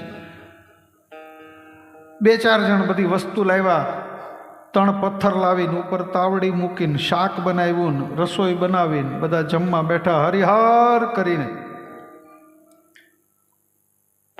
અજામિલની પત્ની 2 હાથે વિચાર કરે છે કે મનુષ્ય દેહ મળ્યો પછી હું કુલટા બની અને આ દુષ્ટ માણસની સાથે ન કરવાના કર્મ કર્યા છે, પણ આજ મારા ઘરે સાધુઓ જમે છે ને, મને એનો આનંદ છે. આંખમાંથી આંસુ પડે છે. સાધુઓ બધા જમે છે, સાધુઓ બધા જમી લીધા એટલે બધા ઊભા થયા અને કીધું બેટા હવે અમે જઈશું, પણ તું એક કામ કર. બોલે શું? તારા પતિને બોલાવ. એ કે બાપુ એને રહેવા દો નહીં, તમે કહો તો હું તમને દક્ષિણા આપી દઉં, પણ એ બોલાવવા જેવો. એ કે ના બેટા બોલાવ. ગઈ પેલી ડરતા ડરતા. એ કે સાંભળો છો? બોલે હા. પેલા સાધુઓ જમીને જાય છે તો તમને બોલા. એ કે એને દક્ષિણા આપી દે ને બધાને, મારે નથી આવવું. એ કે નહીં, તમને બોલાવે છે. આવ્યો. બોલો શું છે? તમે જમી લીધા? એ કે હા. હાલો ઉપડો હવે, ભાગો. સાધુઓ કે તારે એક વાત સાંભળ. એ કે મારે કાંઈ નથી સાંભળવી તમારી વાત. તમે હમણાં એમ કહેશો મદિરાનું પાન બંધ કરી દે, ને જુગાર ન રમાય, ને માંસાહાર ન કરાય, ને આ ન કરાય, તે ન કરાય. હું કંઈ બંધ કરવાનો નથી. તમે હમણાં એમ કહેશો કે અહીંયા ભાગવત કરાવ, તો અમારે ખર્ચો ક્યાંથી કાઢવો? તમે એમ કહો તો ઘરમાં માળા ફેરવ, મારે એવી ટાઈમ નથી. પેલા ગુરુદેવે કીધું કે એક કામ કર અજામિલ. બોલે હા. તને મફતમાં એક વસ્તુ સોંપીએ તો? એ કે હા, એ કરીએ. આ જગતમાં મફત માટે તો આખું જગત દોડે મફતની વસ્તુ લેવા. એણે કીધું મફતમાં હોય તો કયો? એટલે પેલા ગુરુજીએ કીધું કે તારે 5 બાળકો છે અને તારી સ્ત્રી છે, એના ઉદરમાં એક બાળક છે ને, એનો જન્મ થાય ને એનું નામ તું નારાયણ રાખજે. બસ હા, એ થાય કે મફતનું છે. એટલે સંતોને આટલું કહી સંતો જતા રહ્યા. 10 માસ પૂરા થતા એણે એક પુત્રને જન્મ આપ્યો, પણ એની પત્નીએ કીધું, પેલા સાધુએ કીધું છે યાદ છે ને તમને? એ કે હા, આનું નામ આપણે નારાયણ રાખવું પડશે. અને સંતની કૃપાને કારણે જ્યારે સંતાન થયું એટલે અજામિલની આસક્તિ એમાં વધી. હાલતા ચાલતા નારાયણ ક્યાં ગયો? નારાયણે જેમો કે કેમ નારાયણ નારાયણ. પાપી માણસ પણ ભગવાનનું ભજન કરવા માંડ્યો છે. નારાયણ નારાયણ, બસ નારાયણ જ દેખાય ને. ક્યાં ગયો નારાયણ? ક્યાં છે નારાયણ? અને ભાગવત એમ કહે છે કે 88 વર્ષની ઉંમરે એણે બધા જ કુકર્મ કર્યા હતા, એટલે અંત સમયે યમના દૂતો આ અજામિલને લેવા માટે આવે છે. આખી જિંદગીમાં કોઈ સારું કામ નહોતું કર્યું, ફક્ત નારાયણ નારાયણ ઈ કર્યું હતું, પણ કુકર્મ એટલા બધા હતા ને કે યમના દૂતો એનો જીવ લેવા માટે આવ્યા. અને યમના દૂતોને અજામિલે જોયા. ઓહો, હવે આખી જિંદગી મનુષ્ય દેહ મને મળ્યો છે, પણ મેં વેડફી નાખ્યો ખોટે ખોટો, ભગવાનનું ભજન ન કર્યું, કથા ન સાંભળી, સાધુ સંતની સેવામાં ન રહ્યો, આજુબાજુમાં દીન દુખિયાની સેવા ન કરી, અને કુકર્મ કરી કરીને હવે મને યમના દૂતો લેવા આવ્યા. વિકરાળ સ્વરૂપ જ્યારે આમ જોયું ને અજામિલે, તો એને એમ થયું, ઓહો, હવે બચવાની કોઈ આરી. એણે આટલું વિકરાળ સ્વરૂપ જોયું એટલે તરત બૂમ પાડી, હે નારાયણ! પોતાના દીકરાને બૂમ પાડી નારાયણ. અજામિલે ત્યાં તો વૈકુંઠમાંથી ભગવાન કૃષ્ણ તૈયાર થયા કે મારો ભગત મને બોલાવે છે. પાર્ષદોને કીધું, અહીંયા આવો જલ્દી. બોલે, હા જાઓ, પેલો મારો ભગત છે ને એને લઈ આવો. આ બાજુ યમના દૂતો છે, આ બાજુ ભગવાનના પાર્ષદો છે. એટલે યમના દૂતોએ કીધું, તમે કેમ આવ્યા અહીંયા? એ કે અમને ભગવાને મોકલ્યા છે. તમે? એ કે અમને યમે મોકલ્યા છે કે આ પાપી માણસ છે તે તમે લઈ આવો. ઓલા વૈકુંઠના પાર્ષદો કે આ ભગવાનની ચિઠ્ઠી જોરી, આ એણે અમને લેવા મોકલ્યો છે. આ યમના દૂતો અને પાર્ષદો જે વાત કરતા હતા ને, અજામિલ સૂતા સૂતા આ બધું જોવે છે. એને એમ થયું કે અટવાણા છે, નહીતર તો જીવ લઈ જાય, આમાં કાંઈક ખામી પડી છે. એટલે યમના દૂતો કે અમે લઈ જઈએ, અને ભગવાનના પાર્ષદો કે અમે લઈ જઈએ. એ કે એમ નહીં, ચાલો આપણે ભગવાન પાસે જઈએ. બધા જ્યાં ભગવાન પાસે આવ્યા, અને ભગવાનના પાર્ષદો અંત સમયે એણે નારાયણ બોલ્યો તો, એટલે આવીને ચોપડો ખોલ્યો કે કોણ લે, તો એની અંદર એનું 12 વર્ષનું આયુષ્ય વધી ગયું હતું. એટલે ભગવાને કીધું કે હવે એને લાવવાનો, એને 12 વર્ષનું આયુષ્ય વધી ગયું છે. અને અજામિલ મૃત્યુ સમયમાંથી પાછો જાગ્યો, અને એને ભાન થયું કે ઓહો, હવે મારે ભગવાનનું ભજન જ કરવું પડે. એણે 12 વર્ષ એવી ભગવાન નારાયણની ધૂન કરી, નારાયણનું ભજન કર્યું. ભાગવત એમ કહે છે કે અંત સમયે પોતે ગંગામાં સ્નાન કરી અને વૈકુંઠમાંથી વિમાન આવી, અને અજામિલ જેવો પાપી પણ વિમાનમાં બેસી અને ભગવાનના વૈકુંઠમાં જાય છે. જો અજામિલ જેવો પાપી તરી જતો હોય તો આપણે તો ક્યાં એટલા બધા પાપ કર્મ કર્યા છે.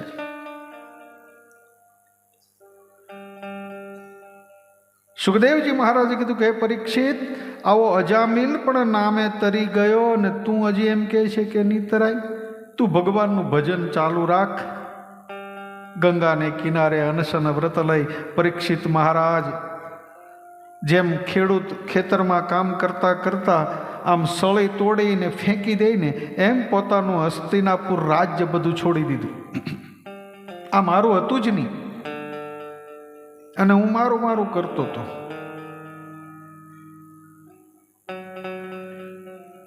એક બેન છે ને, એ ગામના પાદરમાં એક નદી, ત્યાં કપડાં ધોવા માટે જતા હતા. માથા ઉપર કપડાં લીધા ને એને એમ કહું નદીમાં ધોઈ આવું વ્યવસ્થિત. એ કપડાં ધોવા જતા હતા ને, એમાં રસ્તામાં માટી હતી ને, એમાં એના પગમાં કંઈક ભરાયું. બેને ઉપરથી પેલો કપડાનો ટોપલો નીચે મૂક્યો ને માટીમાં હાથ નાખ્યો ને, તો 10 તોલાનો સોનાનો હાર મળ્યો. તો પહેલી તો ખુશ થઈ ગઈ કે અમે ગરીબ છીએ, અને આ 10 તોલા સોનાનો હાર જલ્દી આમ છુપાવી દીધો. નદી પર ગઈ, કપડાં ધોયા, પછી થોડી વાર આમ હાર સામું જોયા કરે, ઓહો આ સાચો હશે કે? અને પાણીની અંદર આમ ધોયો ને તો સોનાનો હાર. એને એમ થયું કે આ બરોબર હાર તો મળ્યો, અમે ગરીબ છીએ, અમે આવું ખરીદી ન શકીએ, ચાલની હું પહેરી લઉં, કેવો લાગે છે, પહેરો. આમ બહુ મસ્ત લાગે છે. હાર પહેર્યા પછી એને એમ થયું કપડાં તો ધોઈ નાખે, ચાલની હું જરાક નાહી લઉં. એ નદીમાં નાવા ગઈ તો હાર ખોવાઈ ગયો પાછો નદીમાં, અને પછી રડવા માંડી, મારો હાર ખોવાઈ ગયો, મારો હાર ખોવાઈ ગયો. એટલે આજુબાજુવાળા બધા બહેનો હતા ને, એ કે શું થયું? એ કે મારો 10 તોલાનો હાર ખોવાઈ ગયો આમાં. કોઈ દોડીને એના પતિને કહેવા ગયું, જલ્દી ચાલો તમારી પત્ની રડે છે, એનો હાર ખોવાઈ ગયો. બોલો કે અમારા ઘરમાં હાર હતો જ નહીં, ના કેમ રડે છે? આવ્યો દોડતા દોડતા, કેમ રડે છે? એ કે મને રસ્તામાંથી 10 તોલા સોનાનો હાર મળ્યો તો ને આમાં ખોવાઈ ગયો. તો એના પતિએ કીધું કે આમાં આપણું કાંઈ ગયું? રસ્તામાંથી મળ્યું હતું ને એમ વહી ગયું. એમ આપણે રસ્તામાં જે મળ્યું એ વયું જાય એના માટે રડીએ છીએ. આમાં આપણું શું છે? કાંઈ લઈને આવ્યા હતા? એક ચપ્પલ મંદિરે ભૂલી ગયા હોય ને તો 8 દિવસ સુધી યાદ કરે, મારા ચપ્પલ રહી ગયા, મારા ચપ્પલ રહી ગયા. તું ચપ્પલ લઈને આવ્યો તો?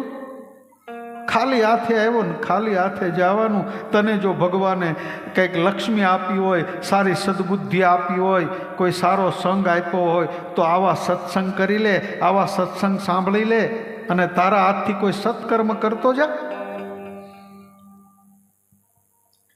સુખદેવજી મહારાજે વાત કરી એટલે પરીક્ષિતને એમ થયું કે જો અજામિલ જેવા પાપી તરી જતા હોય તો મારે પણ હવે નારાયણનું ભજન કરવું પડે.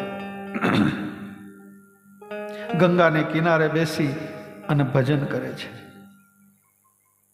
અહીંયા 2-4 પ્રશ્ન પૂછ્યા કે સુખદેવજી મહારાજ, મૃત્યુ નજીક હોય એને શું કરવું, કયો જાપ કરવો, કેમ બધું કરવું? એટલે સુખદેવજી મહારાજ કે તારે કંઈ નથી કરવું, તું પહેલાં બેસી જા અને એકાક્ષર બ્રહ્મને મનમાં એટલો બધું મન એમાં લગાડ કે તને ઓમકાર સિવાય કોઈ વસ્તુ દેખાવી ન પડે. પરીક્ષિત મહારાજ બેઠા છે. સુખદેવજી મહારાજ અહીંયા કથાની શરૂઆત કરે છે કે હે પરીક્ષિત, આ તને જે બધું દેખાઈ રહ્યું છે ને એ પહેલા કાંઈ ન હતું. ચારે બાજુ જળ હતું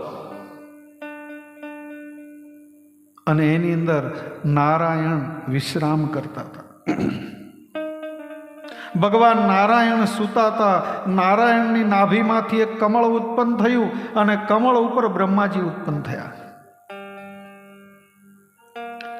બ્રહ્માજી ઉત્પન્ન થયા પછી એણે વિચાર કર્યો કે હું આ ઉત્પન્ન થયો છું, પણ મારો આધાર સ્તંભ કોણ છે? મને શા માટે મોકલ્યો છે? હું કોણ છું? એ જાણવા માટે બ્રહ્માજી એ કમળની પાંખડીમાં અંદર ઉતરે છે. કમળની પાંખડી એટલે આપણું શરીર. આપણે આ આત્મા તત્વને ન ઓળખીએ અને બીજાને ઓળખવા જઈએ એમાં આપણે અટવાઈએ છીએ.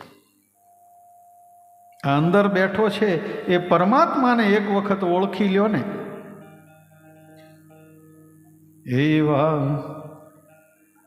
આત્માને ઓળખ્યા વિના રે 1,84 નહીં તો મટે રે. એવા આત્માને ઓળખ્યા વિના રે સૌ ગાઈએ ભાવ છે. 1,84 નહીં તો મટે નહીં તો મટે. આત્મ તત્વને ઓળખી લેવાનું કીધું છે. આપણે બીજાને ઓળખીએ. કોઈ વ્યક્તિ એક આંગળી એના તરફ હોય એના કરતાં વધારે આંગળી આપણા તરફ હોય છે. બીજા બધાને ઓળખવા કરતાં અંદર બેઠો ને એને ઓળખી લ્યો. એમાં કોયલ ને કાગરે એક જ છે હોજી. એવા કોયલ ને કાગરે એક છે. વાણી તકી ઓળખાય જો આત્માને ઓળખ્યા વિના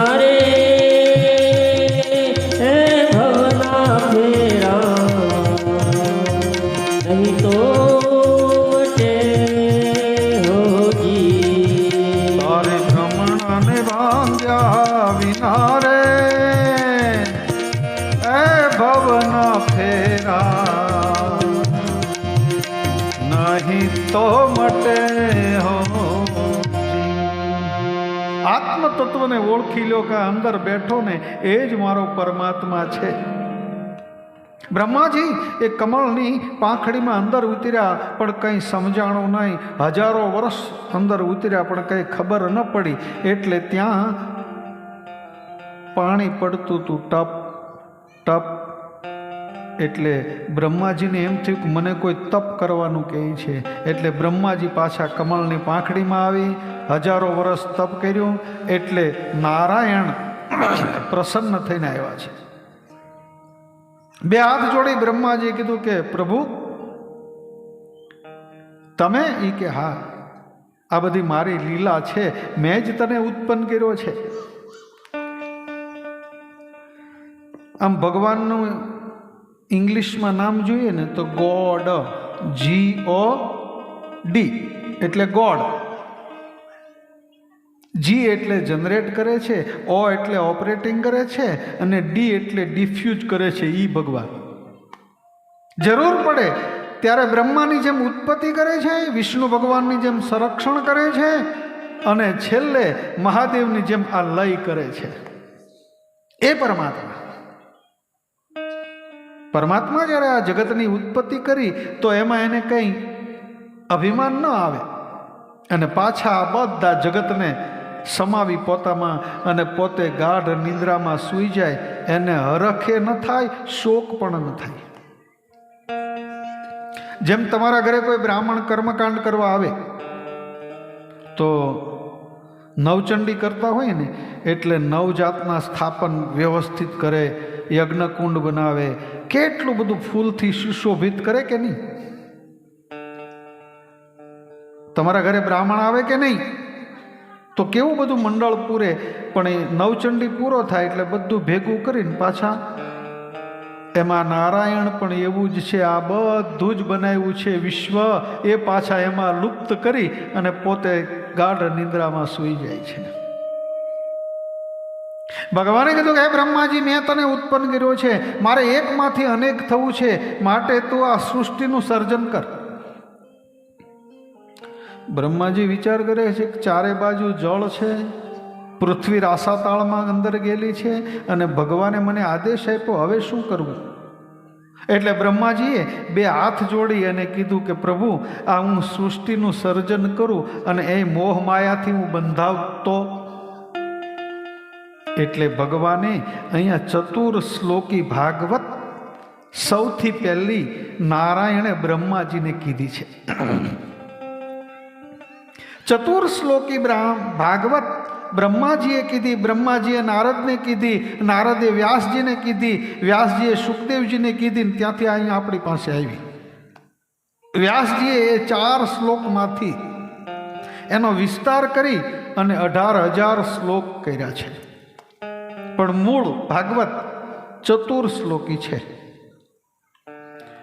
નારાયણે કીધું કે બ્રહ્માજી, આ ચતુર શ્લોકી જે ભાગવત છે ને, એનું તમે પાન કરશો ને એટલે મોહ માયામાં તમે લેપાશો નહીં. જેમ કાદવની અંદર કમળ ખીલે છે પણ કાદવનો સ્પર્શ એને થતો નથી, ઉપર આવી જાય, એમ આપણે બધા મનુષ્યો છીએ, મારું મારું કરવામાં રહ્યા છીએ બધા. એક વસ્તુ આપણી 10,000નો ફાયદો થાય ને તો આપણે ફૂલ્યા ન રહીએ, અને 5,000 ખોવાઈ જાય તો આપણું મોઢું પાછું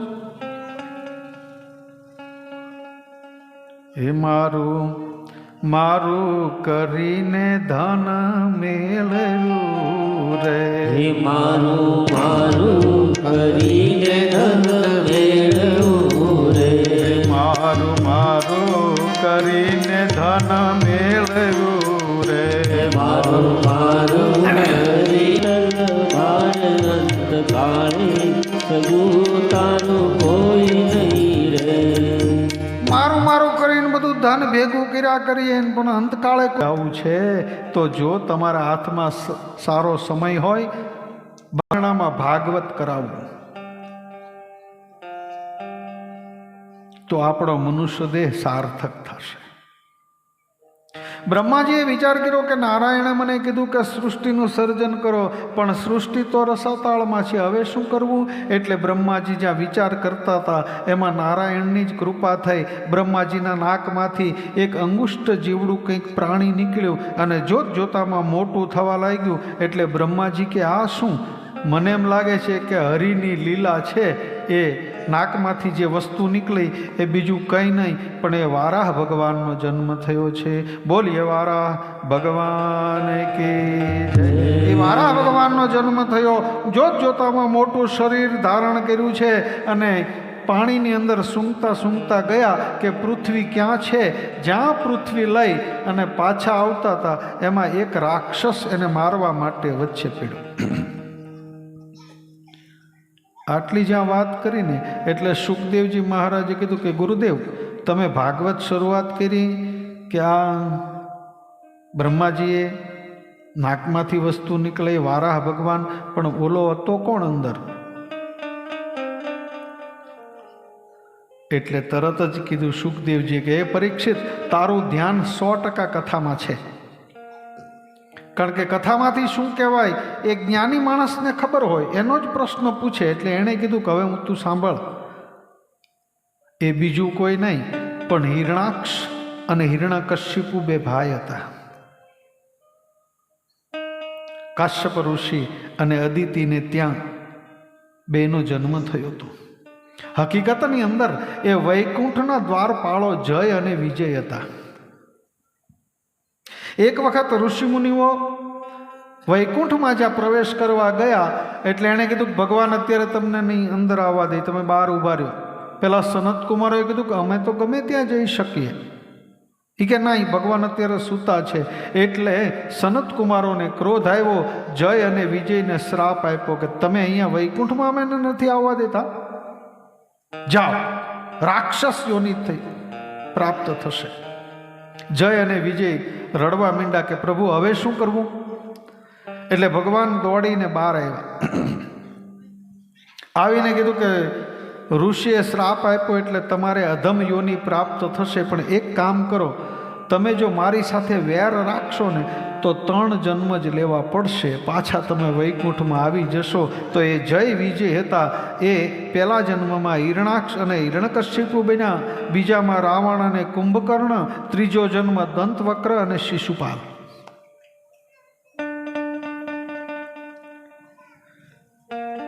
આજ આ વાત કરી એટલે સુખદેવજી મહારાજે પરીક્ષિતને પાછો પ્રશ્ન કર્યો કે તો આ જગતની સૃષ્ટિની રચના બ્રહ્માજીએ કઈ રીતે કરી એ મને કહો. એટલે બ્રહ્માજી વિચાર કરતા હતા કે ભગવાને કીધું કે એકમાંથી અનેક થવું છે તો મારે શું કરવું. જ્યાં આવો વિચાર કરતા હતા પોતાની કાયાના 2 ભાગ થયા, એક મનુ અને એક શતરૂપા. આપણે બધા શું કહેવાય છીએ? મનુષ્ય. શું કામ? આપણી બધાની ઉત્પત્તિ મનુ મહારાજ અને શત્રુપામાંથી થઈ છે, એટલે આપણે મનુષ્ય કહેવાય છીએ. મનુ મહારાજ અને શત્રુપા બન્યા છે.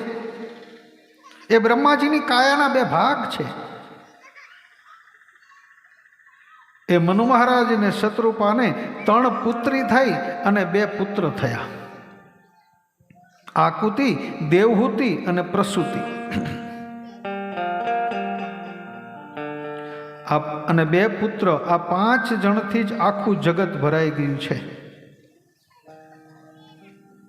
આપણે બધા જ એક પિતાના, આમ તો અહીંયા બધા ધર્મ પ્રેમી છો એટલે તમને કહી દઉં, ગીતાની અંદર ભગવાને સ્પષ્ટ કીધું વસુધૈવ કુટુંબકમ. આપણે બધા છે ને એક કુટુંબ છીએ. અને એક બીજું તમને કહી દઉં કે અમે ને શાસ્ત્રી જ્યારે ગાડી લઈને આવતા ત્યારે મેં કીધું કે આપણો ક્યાં રહીએ, ક્યાં વિદેશોમાં ગયા, ક્યાં ક્યાં કથાઓ કરી. આ સામરપાડા અરે આપણે કંઈક લગાવ હશે એટલે આપણે અહીંયા કથા, એટલે તમારો ને અમારો કંઈક સંબંધ હશે એટલે જ આપણે ભેગા થયા છીએ.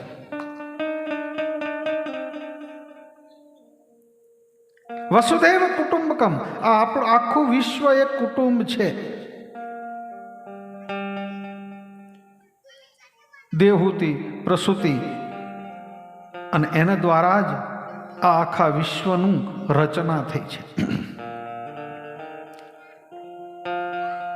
મા દેવહૂતિને ત્યાં કપિલ ભગવાનનો જન્મ થયો છે. દેવહૂતિને ત્યાં ભગવાન આવ્યા? બોલે હા. કરદમ ઋષિને દેવહૂતિ સાથે પરણાવવામાં આવ્યા એટલે કરદમ ઋષિએ બહુ તપસ્યા કરી અને એટલી બધી તપસ્યા કરી કે પોતાનું શરીર એકદમ સુકાઈ ગયું. બેઠા બેઠા એટલા બધા તપ કર્યા એટલે ભગવાન નારાયણ આવ્યા. ઓહો કરદમ ઋષિ, આટલું બધું તપ, તમારું શરીર તો જુઓ. અને ભગવાને કરુણા કરી અને ભગવાનની આંખમાંથી આંસુ પીડ્યા ને એટલે એનું નામ નારાયણ સરોવર સિદ્ધપુરમાં આવેલું છે. તે જે લોકોએ માતૃશ્રાદ્ધ કરવું હોય એણે સિદ્ધપુર જવાનું. સાંભળજો, આપણે પાસે છે ને અહીંયા નદીએ ખાલી શ્રાદ્ધ કરીને આવે ને ત્યાં તો આપણને એમ થઈ જાય બહુ કરી નાખ્યું. પિતૃઓ પાછળ તમે ગમે તેટલું કરો, જેને માતૃશ્રાદ્ધ કરવું હોય તેણે ગયાજી જવાનું. માતૃશ્રાદ્ધ જેને કરવું હોય તેણે સિદ્ધપુર જવાનું. પિતૃશ્રાદ્ધ જેને કરવું હોય તેણે ગયાજી જવાનું. અહીંયા ભગવાન નારાયણની આંખમાંથી જે અશ્રુ પીડ્યું એનું નામ નારાયણ સરોવર. અને ત્યાં કરદમ અને દેવહૂતિને ત્યાં ભગવાનનો જન્મ થયો. ભગવાનનો જન્મ થયો. માં દેવહૂતિ અને કરદમ ઋષિ એક વખત ભગવાનનો જન્મ થયા પછી માં દેવહૂતિ કપિલ મહારાજ પાસે આવે છે. તો તમે અહીંયા ધ્યાન આપજો. અહીંયા માં શિષ્ય બને છે અને પુત્ર ગુરુ બને છે. માએ આવીને કીધું કે હે પુત્ર, આ દુનિયામાં બંધન અને મોક્ષનું કારણ શું છે મને જણાવો. પુત્રએ કીધું કે માં, બંધન અને મોક્ષનું કારણ જો કોઈ હોય ને તો એ મન છે. મનથી તમે બધું મારું મારું માનો છો. આ મનને હરીમાં લગાડો. એક સાધુ હતા ને, એ આશ્રમમાં બેઠા હતા. એમાં એક જણો દોડીને આવ્યો, આવીને કીધું કે હે ગુરુદેવ, મને આમાંથી છોડાવો, મારે માયામાંથી છૂટી જવું છે. એટલે ઓલા ગુરુએ કીધું કે અહીંયા બેસ. તને બાંધો છે કોણે? એ તો કે તું તારા મનથી બંધાયો છો. એટલે અહીંયા કીધું કપિલ મુનિએ કે હે માં, જો તમારે ધર્મ તરફ જવું હોય તો મનને પ્રભુ તરફ વાળો. મન એવ મનુષ્યાણામ કારણ બંધન મોક્ષયો. મનથી તમે એવું વિચાર કરો કે કદાચ કોઈ આપણી પાસેથી 5,000 રૂપિયા લઈ ગયા, એ આ પાછા આપતા નથી, તો આપણે એમ માનવાનું કે પૂર્વજન્મનું મારી પાસે માંગતો હશે તે લઈ ગયો. પણ આપણે મનથી તો માનવા તૈયાર જ નથી. એમાં મનને પરમ તત્વમાં લગાડો. અને માં, હું તમને એક બીજી વાત કરું છું કે મનને કાબૂમાં કેમ રાખવું. જેનું મન કાબૂમાં હોય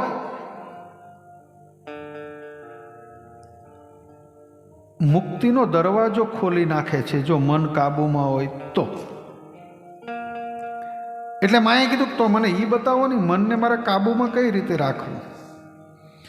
એટલે કપિલ મહારાજ કે માં, મનને તમે જેટલું વાળશો ને એ તરફ વળશે.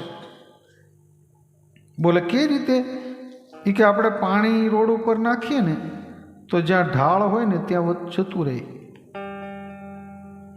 એમ આપણું મન છે ને હંમેશા નિગમ કક્ષાનો જ વિચાર કરે છે. મનને ઊંચું લાવવું હોય તો શું કરવું? કપિલ મુનિએ કીધું કે કોઈ 2 માળનું મકાન બનાવે અને ઉપર પાણી ચડાવવું હોય તો શું કરે? એ કે મોટર, યંત્ર. મોટરથી આપણે 3 માળે પાણી ચડાવી દઈએ ને. તો મનને ઊંચું વિચારવું હોય તો શું કરવાનું? માં કે બોલો, આ યંત્રથી પાણી તો ઉપર ચડે, તો આપણું મનને જો ઉપર ચડાવવું હોય ને તો નારાયણનું નામનો મંત્ર. યંત્રથી પાણી ઊંચું વિચારે છે અને મંત્રથી આપણું મન ઊંચું વિચારે છે. જ્યારે તમારા મનની અંદર ખોટો વિચાર આવે ત્યારે નારાયણનું નામ લેવાનું.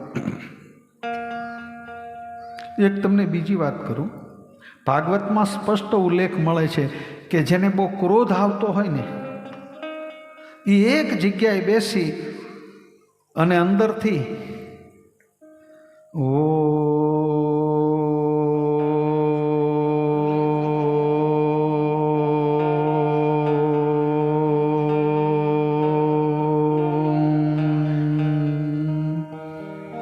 આવો 5 વખત પ્રણવનો તમે ઉચ્ચાર કરો ને, તમારો ક્રોધ શાંત થઈ જશે.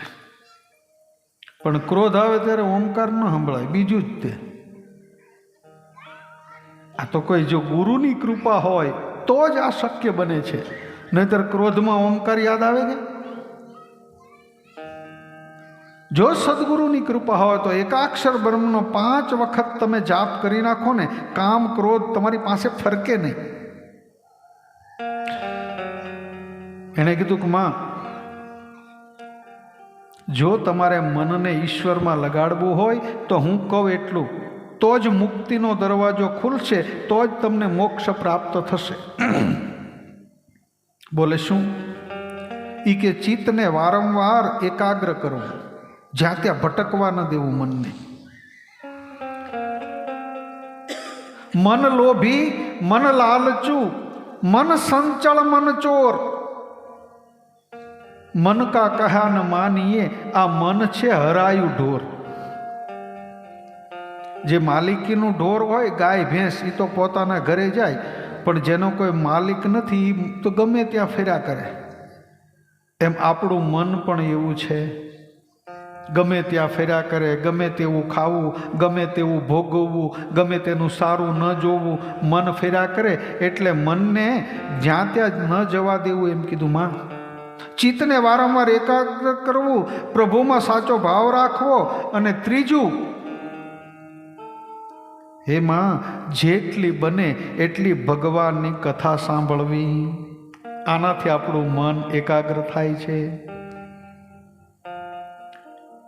જ્યારે બને ત્યારે ભગવાનની કથા શ્રવણ કરવી, સમસ્ત પ્રાણીઓમાં સંભાવ રાખવો, કોઈની સાથે વેર ન રાખવું, આસક્તિનો પરિત્યાગ કરવો, અને બહુ હેતુનો ભક્તિ છોડી દેવી એમ કીધું છે. અહેતુકી ભક્તિ કરવાની કીધી. આપણે એક નારિયેળ વધેરીએ મંદિરમાં ને 10 દલીલ મૂકીએ, મારો છોકરો 90% લાવવો જોઈએ, મારા ખેતરમાં આટલું ભાત પાકવું જોઈએ, મારી ગાય 12 લીટર દૂધ આપવી જોઈએ, તો હું એક નારિયેળ ચડાવું તને. તમે કોઈ દી વિચાર કર્યો કે નાળિયેરી ઉપર લગાડવા વાળો જ મારો પરમાત્મા છે? એને નાળિયેરની જરૂર, પણ આપણે તો તોય પાછા એમ. એટલે અહેતુકી ભક્તિ કરવી, બ્રહ્મચર્યનું પાલન કરવું, જેટલું બને એટલું મૌન રહેવું એમ કીધું છે. મૌનનો અર્થ એ થાય કે વ્યર્થ ન બોલવું, એ મૌન છે. આપણે ત્યાં ઉપવાસ કરીએ, આપણે અન્નનો ઉપવાસ કરીએ બધા, પણ ભાગવત એમ કે તમારે મનનો ઉપવાસ કરવાનો. કોઈનું ખરાબ ન જોવું એ આંખોનો ઉપવાસ છે. કોઈનું ખરાબ ના સાંભળવું એ કાનનો ઉપવાસ છે. કોઈનું ખરાબ ન બોલવું એ મોઢાનો ઉપવાસ છે. ખાલી અન્ન ખાઈએ ને આપણે કહીએ. ઉપવાસનો અર્થ એ થાય, ઉપ એટલે સમીપ, નારાયણની સમીપ વાસ કરે ને એને ઉપવાસ કહેવાય. ખાલી અન્નનો ઉપવાસ નહીં, પણ મનનો ઉપવાસ કરવો. કે આજે એકાદશી છે ને, હું ભલે 4 ટાઈમ જમીશ, પણ હું આજે નારાયણના આટલા જાપ કરીશ, મારા મુખથી આજે ખરાબ ન બોલાય, તો તમારો ઉપવાસ સાચો છે. એમાં પરિમિત ભોજન કરવું, બને તેટલું એકાંતમાં રહેવું, સ્વભાવ શાંત રાખવો, બધાની સાથે મિત્રતા કેળવવી, બધાની ઉપર દયા રાખવી, ધીરજવાળા બનવું, તત્વજ્ઞાની બનવું, અને આસક્ત છોડી અને હરિમાં ભજન કરવું તો જ મોક્ષ પ્રાપ્ત થશે. માએ કીધું બસ હવે મારે મારા મનને ભગવાનમાં લગાડવું છે. એક વખત ભગવાનમાં મનને લગાડો ને પછી જો બેનો રોટલા બનાવતી હોય તો વાત કરતાં કરતાં બી આમ બનાવ્યા કરે અને પ્રેક્ટિસ પડી જાય એટલે એ ચાલુ જ રહે, પછી ત્યાં ધ્યાન આપવાની જરૂર. એમ મનને એક વખત નારાયણના નામનું વ્યસન કરી દો ને પછી હાલતા ચાલતા એની હાથે ભજન થયા કરશે. વારે વાર થોડું પછી કંઈ જોવાનું હોય, એક વખત મનને આદત પડી જાય. હવે જુઓ, આદતની વાત આવીને એટલે હું તમને કહી દઉં, અમુકને વ્યસનમાં તંબાકુ ખાવાની ટેવ હોય તો એ કથામાંથી ઊભો થાય, બહાર વયો જાય અને બરોબર આમ તંબાકુ ખાય ત્યારે એને શાંત થાય. આ બાજુ તો આપણા ગામમાં બધા સારા છે, અમુક પહેલાં બીડી પીતા હોય, એ આમ બહાર જઈને આમ બીડી પીવે ને એનું મન ભલે કથામાં હોય પણ એનું એ બીડીમાં જ એનું મન રહે. તમાકુવાળો ભલે અહીંયા બેઠો હોય પણ એનું મન તો તમાકુમાં જ હોય. અને માફ કરજો, અમુક માતા હોય વિમલ ખાય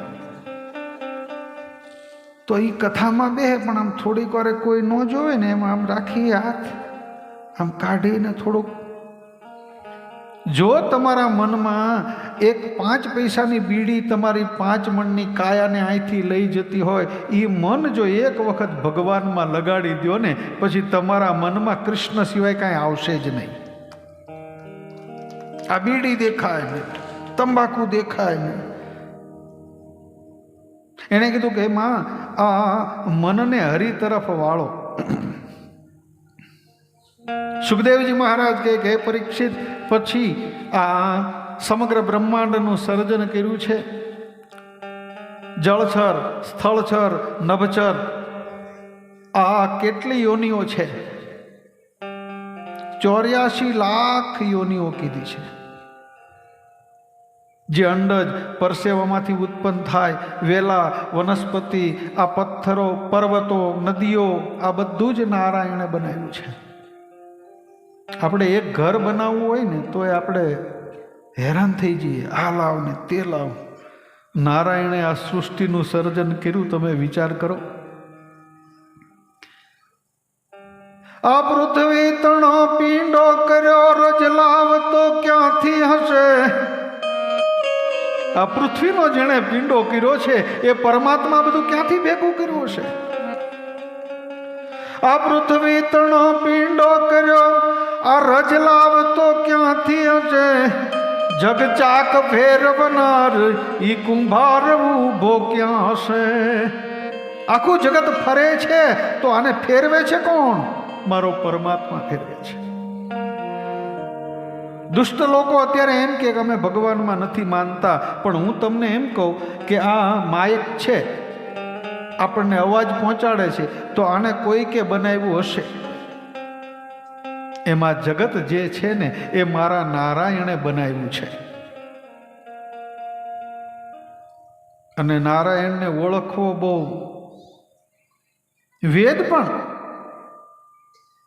નેતિ નેતિ જ્યાં વેદ કહે છે, મારું ચિતડું ત્યાં જાવા ચહે છે. નેતિ નેતિ વેદ એમ કે આમ નહીં ને આમ, આમ નહીં ને આમ, પણ પરમાત્મા આમ જ છે એવું તો કોઈ ન કહી શકે. આપણે જે છીએ ને રસ્તે એ પરમાત્માના મળવા માટેના રસ્તે આપણે ચાલ્યા છીએ, બાકી પરમાત્મા આવા છે એવું તો કોઈ અત્યાર સુધી ન કહી શકે. અને જ્યારે જ્યારે ભગવાનને પરમાત્માની જરૂર પડી ત્યારે આ પૃથ્વી ઉપર અવતાર લઈને આવ્યા છે. યદા યદા હિ ધર્મસ્ય ગ્લાનિર્ભવતિ ભારત અભ્યુત્થાન અધર્મસ્ય સંભવામિ યુગે યુગે. ભગવાન જ્યારે આવે છે તો આ નારાયણે જ બધું બનાવ્યું છે, અંતે નારાયણમાં જ બધું લીન થઈ જશે. અત્યારનું સાયન્સ એમ કહે કે અમે ભગવાનમાં નથી માનતા, આ પૃથ્વી ગોળ છે. ત્યાં સુધી વિજ્ઞાન પહોંચી ગયું કે પૃથ્વી ગોળ છે, તો આપણે માની લઈએ કે બરોબર છે. પછી એમ કે ફરે છે, આપણે કે બરોબર છે. તો એને ફેરવે છે કોણ? તો સાયન્સ એમ કે ગુરુત્વાકર્ષણથી આ પૃથ્વી ફરે છે. તો સાયન્સ અને વિજ્ઞાન જેને ગુરુત્વાકર્ષણ કહે ને, મારો વ્યાસ કે એ ગુરુત્વાકર્ષણ એ જ આપણો કૃષ્ણ, એ જ પરમાત્મા. તો પૃથ્વી તણો પિંડો કર્યો રજલાવતો ક્યાંથી હશે, જગ ચાક ફેરવનારજી કુંભાર ઊભો ક્યાં છે. છેતરે નહીં છેતરાય ના. ભગવાનને છેતરવાનો આપણે પ્રયાસ કરીએ પણ એ છેતરાય નહીં. એક મુઠ્ઠી ચોખા લઈને ભગવાનને ત્યાં આપણે જઈએ, ભગવાનને આપણે છેતરી લઈએ નહીં. છેતરે નહીં છેતરાય ના, અબ જોનો આડતિયો દિશે, સવના હિસાબો ચૂકવે ઈ શેઠિયો કેવો હશે. કીડીને એક ચોખાનો દાણો હોય તો એને એ આપી દે, અને હાથીને એક મણ જોતું હોય એ પણ મારો પરમાત્મા આપી દે. માટે પરમ તત્વ તો વિશાળ છે, અનંત છે. જેમ પાણીનો બરફ થાય અને બરફનું પાણી, એમ જ પરમાત્મા જ્યારે એની ઈચ્છા થાય ત્યારે મનુષ્ય દેહ ધારણ કરીને અહીંયા આવે અને એનું કાર્ય કરીને પાછા. સુખદેવજી મહારાજ કે હે પરીક્ષિત, આ બધું પરમાત્મામય જગત જાણો, આપણે આમાં કંઈ નથી, અહીંયા આવ્યા છીએ તો સારો ભાગ ભજવીને વહી જવાનું.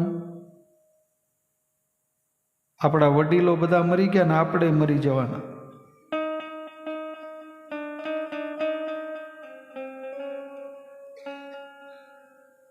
આ ઘણા કહીએ ને તો આપણા કાનમાંથી સાંભળીએ ત્યાં સુધી બરોબર, પાછા હતા તેવા ને તેવા આપણે.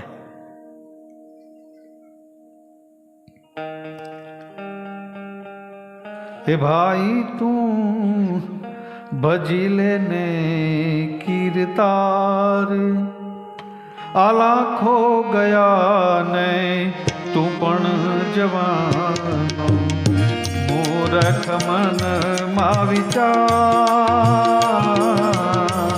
લાખો ગયા ને તું પણ જવાનો, મૂરખ મનમાં વિચાર.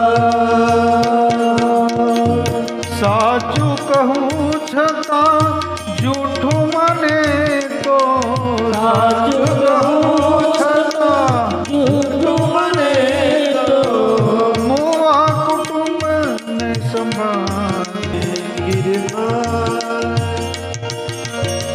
મોહ મનુષ્યને ફરી ફરી ફરીને મળે નહીં વાર, મળે નહીં વાર. ભાઈ તું ભજી લેને કીર્તન.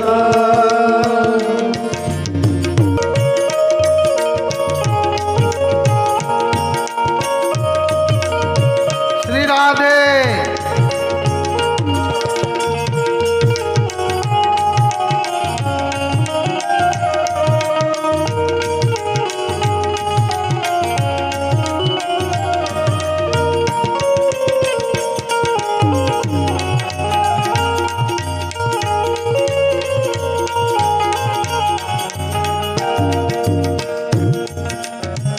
झूठी माया झूठी काया झूठो जगत परिवार. झूठी माया झूठी काया झूठो कुटुंब परिवार. साचું કહું છતાં જૂઠું મને છે, સાચું કહું છતાં જૂઠું મને છે, કે ભાઈ તું ભજી લે કીર્તાર, ભાઈ તું ભજી લે કીર્તાર, ભાઈ તું ભજી લેને કીર્તાર. આ અવસર તમે ચૂકી ગયા તો પછી ખાશો જમના માર.